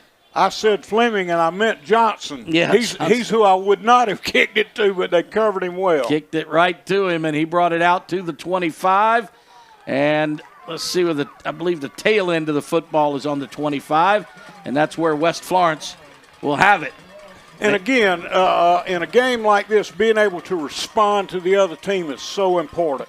It's Keyshawn Johnson at quarterback again, with Jeremiah Bryant in the backfield with him. First time we've seen this combination in a while. He hands to Bryant. Bryant tries to find the corner, but he is stood up by Terry Gordon. And what Johnson brings to that particular set is you have to treat the quarterback equally with the running back. And you can't focus in on one or the other. And so he brings a lot to the table, particularly as well as he throws the football. How hard is it to teach young people to play your position rather than playing the football? Oh, it's tough. And yet the good ones know how to do it. Yep. Well, here comes the rush, and it's tapped. Tipped out of the air. Nice job on that rush by big Amare Adams. Yeah, he got his hands up then, and I tell you, he's a big one to throw over. Yeah, 6'5", 305. Here's the A&I Fire and Water Restoration replay, and yeah, he got right in the face. Yeah, they put that back out there to block him. I don't think that's going to happen. So incomplete pass stops the clock. 3:15 to go, third quarter. First Conway Medical Center Friday Night Rivals of the year. Conway Medical Center been our sponsor for the last 4 years, and here's Johnson keeping it himself. Had no choice that time. Yeah, and I think that's a great call on that down to put him on the edge throwing the football, because you got to stay in your coverage as well as he throws the ball. But they did a good job playing both end. They're going to force him to punt. One of their better defensive players make that play, Cameron Coe, 6'1" senior, and it forces West Florence to punt on 4th and 7 at the 28-yard line. And back to receive the kick is Amare Reeves for South Florence. Reeves stands at his 40. Here's the kick from Johnson, and he gets another good one away. A knuckleball that Amari fumbles the football, and a great play by West Florence to cover it. Amari Reeves. I was getting ready to say, do not field that ball on the fly. Well, and I'll be dog. Boy, you talking about a gift. That is one kind of gift right there, brother. He tried to get it on the bounce. It hits the ground, bounces in the air, and then he decides to go get it. Uh-oh. And then a nice job. Oh, that was a great play by number 30, whoever that is. Let's see who it is, because his name needs to be called. Yeah, absolutely. J.D. Lee. J.D. Lee. J.D. Lee's got the play of the game so far. That was an excellent job on that coverage. He just pushed him out of the way. Now, it depends on what to do with the football right here. Yeah, West gets a huge break from the home team now. Here is Lowry getting the handoff, and the pursuit by South Florence is suffocating. Excellent. Yes, it is. They did a great job pursuing in. And I tell you what happens with that punt return guy. Whoa. When you do that one time, you might not get another chance. Yep. I'd put Jaden Sellers back there, but we saw Sellers get hurt on a play like that 2 years ago. But the bottom line on a punt return guy is you got to make good choices at the spur of the moment. And some kids can and some can't. But that ball should have never been touched. Now, he should have caught it on the fly. On the fly, not on the bounce. Absolutely. Man in motion. They give it to him. That's Keyshawn Johnson again. Johnson. South Florence gives him a yard, maybe two. And Amari Reeves, who I believe you're going to have a punt. penalty on the outside, and it looks like it may be against West Florence. That receiver kind of knocked the defensive back down and dug him in the ground a little bit. And if it was that, it's going to be very costly for West Florence. Let's see what the call is. Yeah, the penalty flag is all the way on the other side of the field. And those two knuckleheads right there fighting like two Bantam roosters away from the play, so somebody's going to get the call on that. Now, West Florence is saying it's against South. South is pointing against West. We'll find out from Eric McKnight who actually is the guilty party. Yes, one of them was. It's probably both of them. And they say that the clock is still running. Yeah, they hadn't stopped the clock. Hey, stop the clock! Coach, you're helping them out there. No, they got to stop it in here. They can't. Right. Eric McKnight says it's a hold against the defense. The clock's running. Well, they stopped it, then they started it, then they stopped it, they started it again, and now they stopped it. They're going to have to with 28 seconds they're going to have to get left. that off the field because they let about a minute run out there. Oh, at least. I'd say more than that. Yeah, the clock ran continuously during that whole discussion on the field. And that is going to be against South Florence.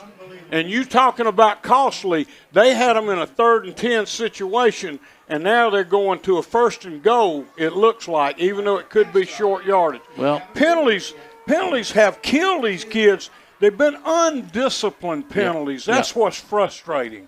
And the officials they did not recognize that the clock continued to run. I can't believe that they didn't pick up on that clock. Well, it's down to 28 seconds, and it ran for at least a minute. And South Florence now almost jump off sides. Or offside, I should say, because there's only one side you can be off of. And they changed their defense. Let's see if it does them any good. Here's the swing pass out to the tight end, Gage Herring, and Herring is blitzed. Yeah, that was a Amari great job Reeves. out of the safety. He came out of the backfield and did a great job there on that play. Made a tackle in the open field, which is hard to do. And the clock runs out on the 3rd quarter, so we didn't see a full 12 minutes of action, but that's going to do it. No, we got to wake the clock ECO up in there. We're going to come back for the final 12 minutes as you watch the Conway Medical Center Friday Night Rivals. Lawrence is threatening again, and that's what Ed said, the red zone. They snap it to Johnson, excuse me. And Johnson hands off to the And I tell tailback. you, Jeremiah Mitchell came off the edge and did a great job. He closed. He got flat down the line of scrimmage and closed. Made a heck of a play then. Terry Lowry in the backfield. It's 3rd down and goal from the 9-yard line. So Lowry in the backfield with Keyshawn Johnson. Johnson takes the snap. He's got Jayon Perkins outside. He's going to keep it in. Actually gives it to Lowry. Lowry takes it into the right corner of the end zone. Is that a penalty in the end zone? I thought I saw a flag come down. I did not see a flag. No. And that is an end zone ABC 15 touchdown. Didn't see a flag come down as you saw Lowry find a lane. That corner got pinned inside. He stuck his nose inside, and it's over, baby. That was a Conway Medical Center replay, and now West Florence has a decision to make. Do they kick and tie it?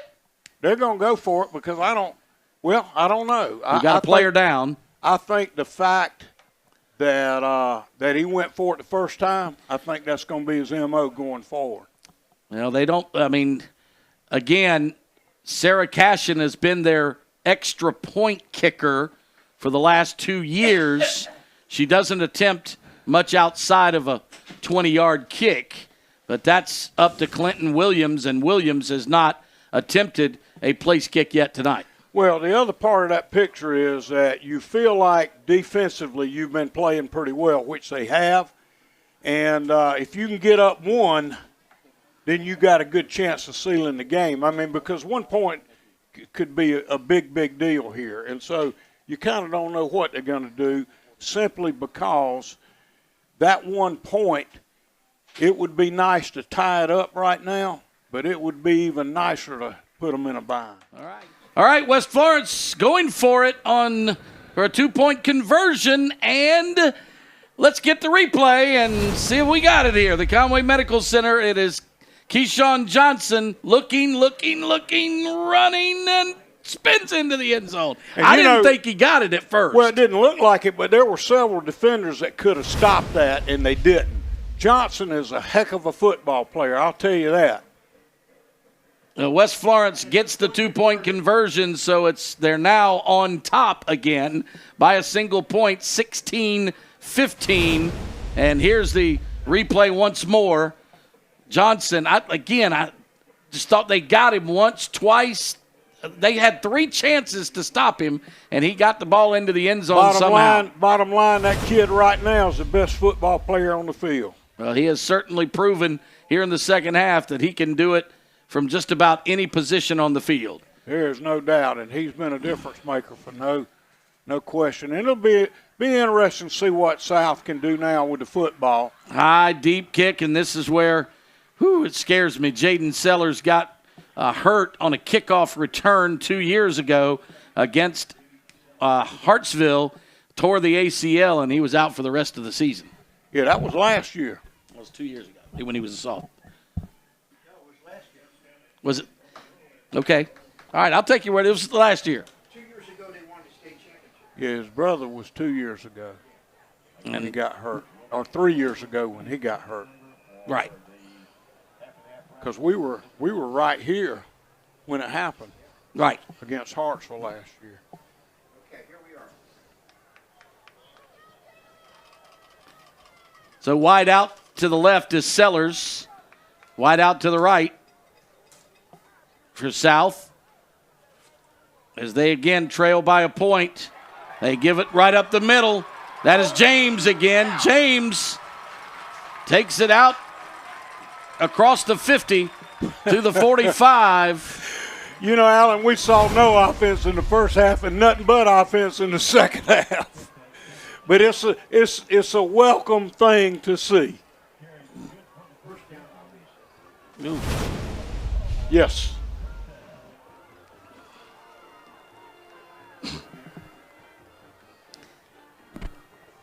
And the give right up the middle is James again. James is off to the races. 2 plays in a row, he has run for at least 60 yards. It looks like we may have, it's hard to tell, the linemen are fussing at one another. I thought that maybe there was a penalty flag in there somewhere, and it is. We got a holding call on South. Cameron James will have a second stellar run negated. They're going to, yeah. This guy's going to lose at least half of what he picked up. Well, he's going to lose more than that. They're going to Well, mark still, it. Still puts him in. He So had a big play. Only then. half. Yeah. I mean, from they marked it from where the penalty took Right. place. Wait a So minute. Not first and 10. it should not be 1st and 10. It should be 1st and about 5. They I moved think. those chains and they shouldn't have. Right. And Eric McKnight's got to get this one right. Because he gained about 30, but the penalty was 20 yards downfield. Right. So they should get at least 10 of those. See, they're moving the chains. The guys moved the chains wrong. They shouldn't have moved it. So it's 1st and 5 instead of 1st and 10. I actually think they got the benefit of a yard or two. Yeah, probably did. They probably did. So First week for everybody. everybody. Including the chain crew. Yeah. And now the officials are continuing to confer.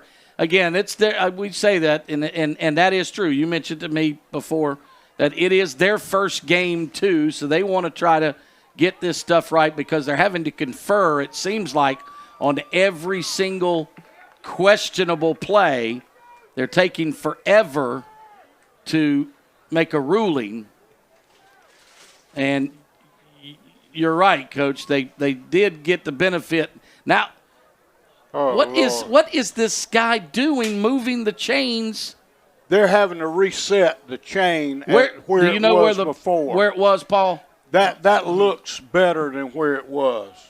I had it at the 46. 46 where the play started. Okay, so it's now they moved it ahead to the 44. 44. I figured you had it written down. They got it 2 yards wrong here, but be that as it may, it's 1st and 8. Should be 1st and 5, but they moved both the down markers and the chains, and now the quarterback throws downfield. He had a man open. You talking about throwing a duck? Yep, that thing was quacking from the get-go. Intended for Jaden Sellers, and it just way too far out of his reach. And so it'll be 2nd down and 8. And, yeah, so the officials, again, they're trying to get it right. I know, just like we are. Well, they're putting him on the edge, Jackson. I think that's the best place for him. He's a very good runner, and he'll. James again on the carry. Cameron James for about 2. Well, I tell you, James has been impressive with the ball in his hand. He's made some things happen. Got a great spurt and very, very quick feet. I wish they would have listed him on the 3D. So, all we know is he's a sophomore. Yep, Cameron James. He was on the roster. Now, one of the players that they listed in the Florence Morning News was not even on the roster. They listed in the Florence Morning News as one of their top 3 backs. I couldn't find him on the roster, so he must have been deleted late. And here's a completion. That was a great play like then by Jaden Sellers. He caught the ball on the completion, but ran it and finished the play like a running back, which gave him the 1st down. That was a Myrtle Beach Hyundai 1st down, and at the 31-yard line. 1st and 10 for South Florence, trying to regain the lead in the 4th quarter. 9:15 on the rolling clock. Cameron James takes it between the tackles and gets tackled immediately by Romello Patterson. So it's going to be 2nd down and 10 if they're generous, and they are. Back to the line of scrimmage. And, of course, down here you're in 4-down territory. There's no question about it. They got to have a score, and they'll get it from down here. Now, the other thing that I think is important is you got to feel good about their kicker. He's come in and kicked the ball well with reasonable distance. Well, Cameron James on the play action pass, wide open to Lennox Valerie, and Valerie picks up the Myrtle Beach Hyundai first down in the That's What Ed Said red zone. And, you know, I think Jackson has certainly picked his game up here in the fourth quarter, and that's what South needed. They needed that quarterback to step up and make some throws, and he's been able to do that. And it is 1st and 10 at the 14-yard line. They're going to try to run this in if they can. Yeah, quarterback keeps it himself. He's got a wide open lane to the end zone for Messiah Jackson. All right, they're going to go for 2 here again, I would imagine. I don't know, though. Let's see what the score ends up being, 16-15. That's an end zone 21. Touchdown. And nobody was within 5 yards of him at any point. Conway Medical Center. Replay of the touchdown. That scoreboard's hard to read. Yeah, I'm just watching off the screen. Got too many daggum numbers on it. But nonetheless, the score looks to be 21-16, which gives them a 5-point lead. They got to go for 2 here. Yeah, it is 21-16 is the score. Each time West Florence has gotten the 2-point conversion, South Florence did it on the last time. And timeout on the field. We'll take it with them and come back with a 2-point conversion. We suspect it is 21-16 on the Conway Medical Center Friday Night Rivals. They've got Jaden Sellers at quarterback, actually a tailback. And it's the quarterback throws for Lennox.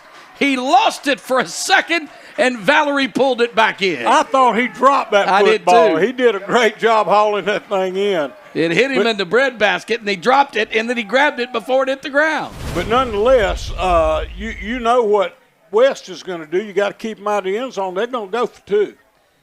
Yeah. So they faked. And watch, he lost it and then grabbed it before it hit the ground. Wow, that was he did a heck of a job reaching down there. Yes, he did. I thought the ball had hit the ground. Oh, he grabbed it before it hit the ground, and good for him. That's Lennox Valerie with the 2-point conversion, and South Florence now back up by 7, 23-16, and West Florence now with their backs against the wall, only 8:12 to go in the final quarter. And we're looking at a 7-point game. And Jaden Sellers was back there as a decoy in the backfield. We hadn't seen him as a tailback yet tonight. We've seen him at quarterback. We hadn't seen him at tailback. Here's a kick high and short. Caught at the 15, out to the 20, 25, and stacked up, but he's still on his feet. And drags the pile out to the 30-yard line. I tell you, somebody laid a lick on him, and I thought Larry was down and out, but he just kept moving his feet and got about another 3 or 4 yards. Yeah, you love that, especially out of a young guy that's trying to earn some playing time. And so, well, this is a big series right now because West cannot afford to give them the ball with the lead as well as they have run the football in the last couple of series.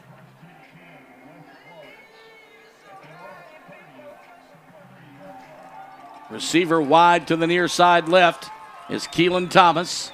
In the slot, Jayon Perkins. Man in motion this side, Gage Herring. They hand off up the middle. Actually, quarterback around the flip out to the right side. I thought they had Perkins. And they're going to give ball carrier credit for about a 2-yard gain. So it'll be 2nd and 8. Across the 35. And you got a different ball carrier. I knew they had to be a different ball carrier in the backfield because I didn't see him before. It's Zion Hill. First time he's carried tonight. And, you know, they both have used a lot of backs. A lot. Yes, they have. Again, little play action. And the quarterback got bowled under. That's the first official sack tonight but the quarterback goes down in a heap. Well, that was a coverage sack then, Alan. I They did agree. a great job in the secondary, and as a result, he wasn't able to get the ball out. That was a different play, wasn't it? Yeah, that was 2 plays ago. That was Lowry. Yeah. And so last play is a quarterback sack on Keyshawn Johnson, who's the quarterback now. Half the time you don't know whether it's Johnson or it's Weaver or Lowry. I know. He's you got got to figure out where they're lining up. Well, and it's hard to tell their numbers from here. It is. Unless you watch it on the screen, and I'm so used to watching the field. It is Keyshawn Johnson and Zion Hill in the backfield. We got timeout on the field. We'll take it with them. It's 23-16, and you're listening or watching the Conway Medical Center Friday Night Rivals.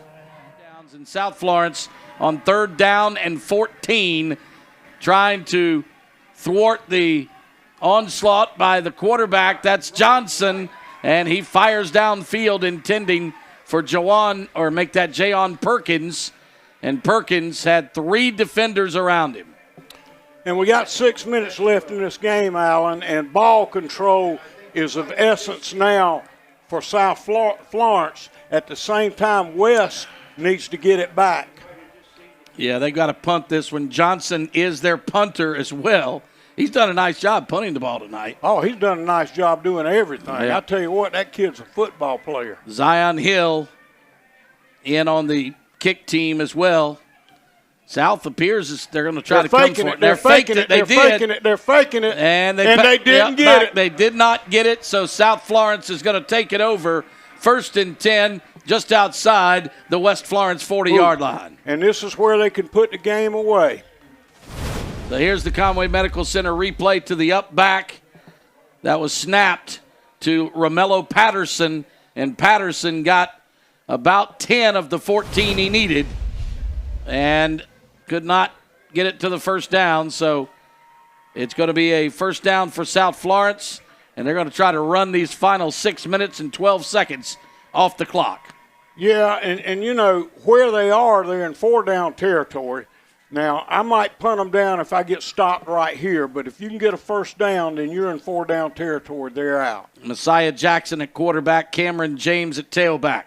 He moves the man in motion, Bruce Thompson to the left. Hands off to James. James turns the corner. He's got about 8-9 yards before he's run out, just short of the stick, and a late penalty flag comes in from way in the back. Well, James needs to stay in bounds right there because Yeah. every second is important here, and he voluntarily stepped out of bounds. He needs to take the lick, stay in bounds. We got a holding call. Yeah, hold on the run, and that came from the back judge who was about 40 yards away from the play. So that's going to back up the Bruins. Point of the foul, so it'll probably be about a 6-yard loss on the play, maybe. We'll see where they're going to mark it from where the point of the foul.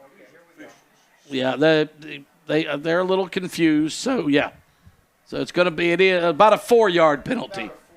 So we'll call it 1st and 14 at the 45-yard line. Quarterback Messiah Jackson. Tailback Cameron James. Jackson looking to pass, throws across the middle, and it's caught. He goes down immediately, though. Samaj Parker, the freshman, makes the catch, and his feet slips out from under him. I'll tell you what, you got to have a lot of confidence in a freshman to put the ball in his hands in this situation. So they feel good about that kid. You know it. Oh, he's an athlete. I've seen him play in other sports. Gains only 1, though, on the play, so it's 2nd down. Well, actually, they're going to say maybe lost a half yard, so yeah. 2nd down and 15. And Cameron James back in the backfield. He moves Thompson to the right.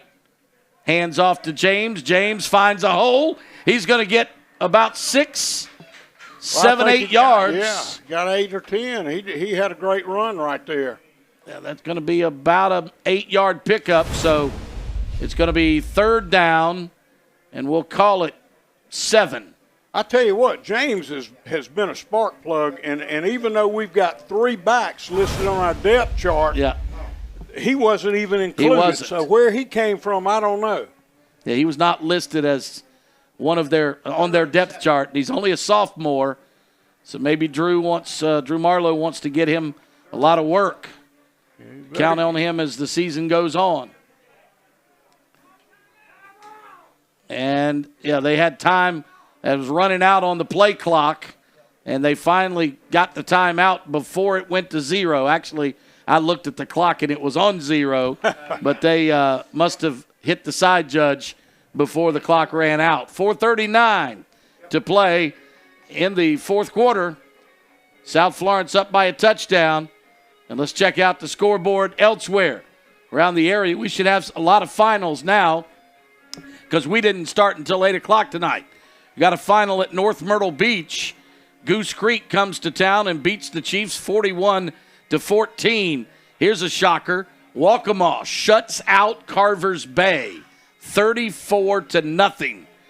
Also, Myrtle Beach gets a 2-touchdown win over Lake City 21-6.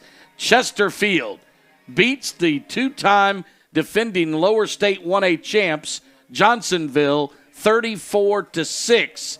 Carolina Forest over West Brunswick 48-13 as a final.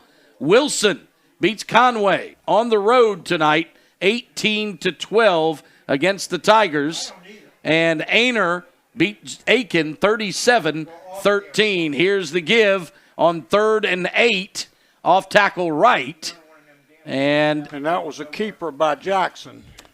Okay, the quarterback, Yep. Messiah Jackson, kept it him, or actually it was Sellers. Okay. Jaden Sellers. Yep.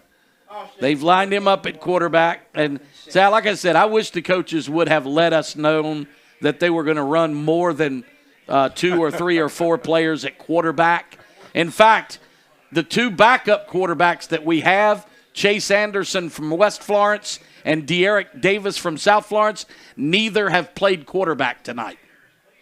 But a lot of other people have. So now they're going to punt it away on 4th down and 8. No gain on that play by Sellers. And the catches, man, I don't know if he'd have made that catch. He better be glad he caught that thing.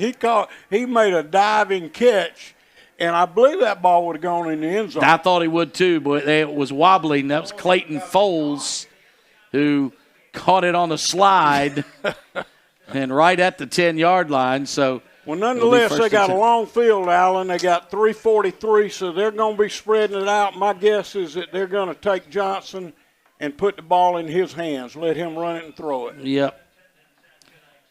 And I believe that's all the other scores we have. Loris beat Green Sea Floyd 64-0. South Columbus over West Bladen 48-6. And that is the scoreboard for tonight. All are final except right here. They snap it to Johnson. Johnson hands off to the tailback. He tries to turn the corner, stays on his feet. That is, oh my goodness, what a tackle. That was a heck of a play. Terry Lowry gets tackled, but it looked like he might break a long one, and then he is cut down in his tracks. Oh, yeah, that was a great tackle then, because had he not made that play, he may have been running for a while. And that was Gurkham Hill. Lost 4 yards on the play, so it's 2nd down and 14. He brings in Derek Austin and splits him wide to the left. 2 men wide to the right. Herring goes that way. Jackson, make that Johnson. Keyshawn Johnson throws it right in the neighborhood of a wide-open defender who was upset with himself that he didn't steal that one. Cameron and he Coe. ought to be, because it hit him in the hands. That's why he's playing defense. That's what I was getting ready to say, Coach. Every time I say something like that, I'll hear Coach say that's why he's on defense. Cameron Coe breaks up the pass, and it's 3rd down and 14. Jody Jenrette trying to be judicious down here, pinned on near his own end zone. But you got to get it out of there. Even if you don't get anything here, Alan, you just about got to go for it because you probably won't touch the ball again. And Keyshawn Johnson has got a big hole up the middle, and his feet slip out from under him when he tried to make a cut. My guess is he's going to go for it here. He's got 2.5 minutes left, and it's a do-or-die play. If you don't get the first down, you're out of it anyway. And that run made it manageable at least. 4th down and 7. It did. That was a big run for him. Got him out of the shadow of his goalpost. He was at 4th and 14, wasn't he? Yep, 4th and 14, or would have been. 3rd, yeah. 3rd and 14, so gets it out of there. It's 4th and 7 now. Keyshawn Johnson, high snap. It's tipped up in the air, and it's going to fall incomplete. And South Florence is going to take it over deep in the West Florence territory.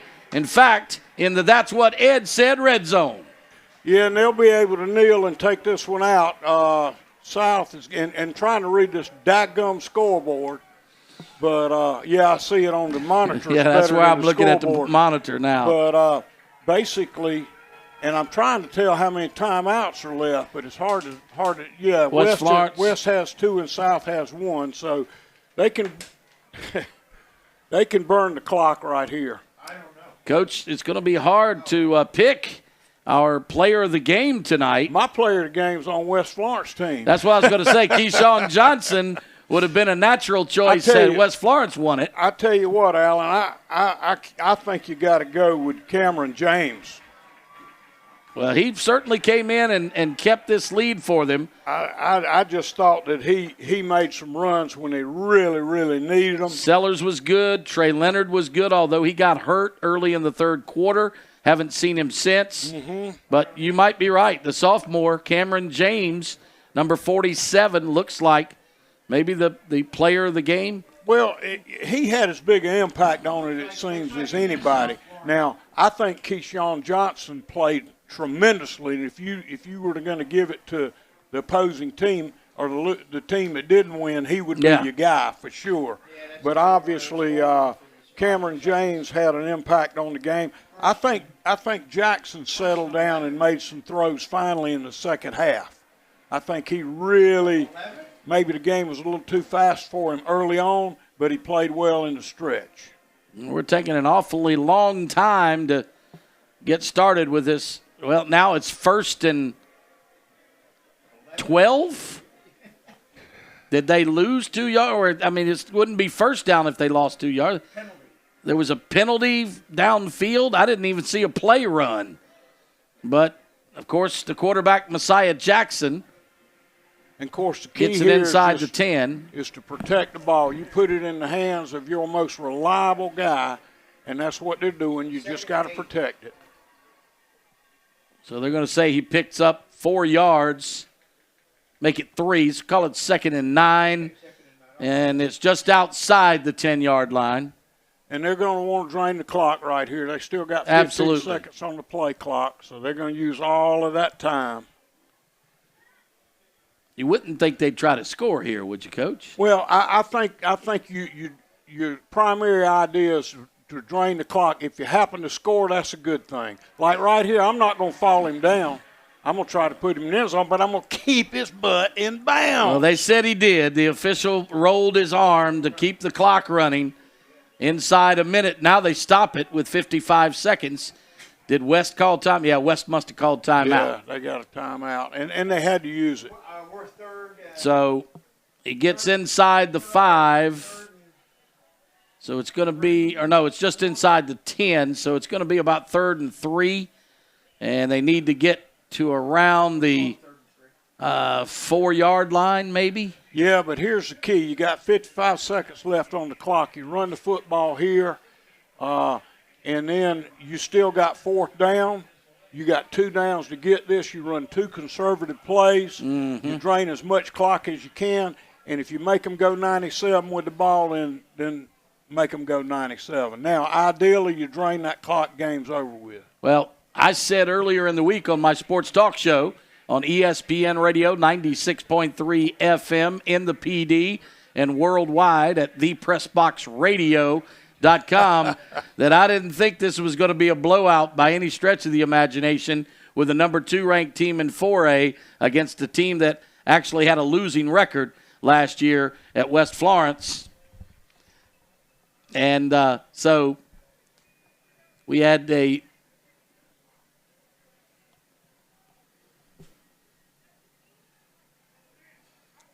this is 24, Coach. So it's – That was 23. all right, it's third down. And they called another timeout to try to they did give him the first down. I didn't think he got it. Yeah, he did. But they did give him the first down. Give him the first. Okay. All right, look. Hang on, Coach. Hang on. Here's what Greg sent me before the game. Jody Jenret's team went 5-6 last year. This. Okay. I sent Greg. Yeah. I said, what was your rating? That was 2 years ago. That was last year. Come on, Coach. Hey, wait a minute. Yeah.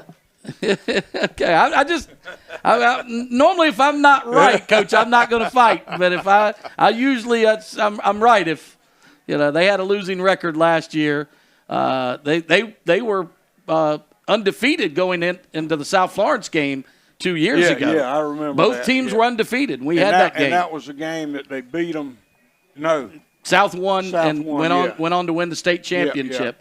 But both teams were undefeated and going into that final game. Did we have that game? Yes, we did that game. That's the one. Yeah, I remember that one now. Yeah. And so now on 1st and goal with 42 seconds left, they're just going to take a knee. And I don't think West Florence has any timeouts left, so they can't stop it again. Well, and that's the thing to do right there. The crowd's giving a little bit of boo because they want another touchdown. But the bottom line is that ball can get dislodged, and you can go the other way with it. And if you do, you're talking about being an idiot. That's Idiot City. Well, they are going to run it out, and the game clock and the play clock are almost identical now. So, no, the game clock is a second ahead of the play clock. So I don't even know why the play clock's running anymore. It's because the game clock is ahead of it. And that's all right. All right. That's the final 5 seconds. 23-16 is your final in our season opener of the Conway Medical Center Friday Night Rivals. Back at Bruins Stadium, and the home team gets a third consecutive victory in this rivalry between the Bruins and the Knights. And here is our sideline guy, Andrew Mize, with tonight's game ball and the trophy presentation. I'm here with head coach Drew Marlowe of South Florence. Coach, big win tonight. What do you feel about the team's performance? They were resilient, man. We lost a lot of kids tonight. Kids played really tough, made a lot of mistakes, and we were able to overcome them against a great West Florence football team.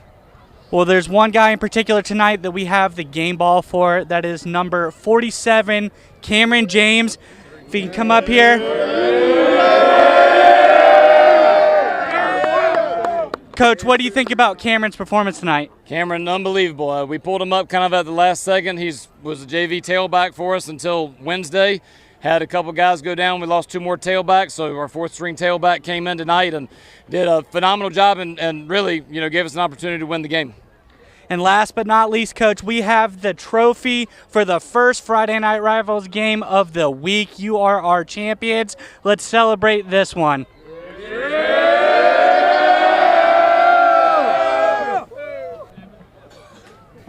All right, Andrew, thank you, and congratulations to Coach Marlowe and to that was a baby-faced young man, wasn't he? He absolutely was. And brought him up from the JV on Wednesday. Congratulations, Cameron James, as our HTC game ball winner. Coach, great game tonight. We'll do it all over again next week at Sockasty. Sockasty and those Wildcats. Absolutely, the Dillon Wildcats. We call them the Nasty Cats in the press box. We'll do it next week at Sockasty for Andrew Mize and Coach Chuck Jordan. I'm Alan Smothers. So long, everybody.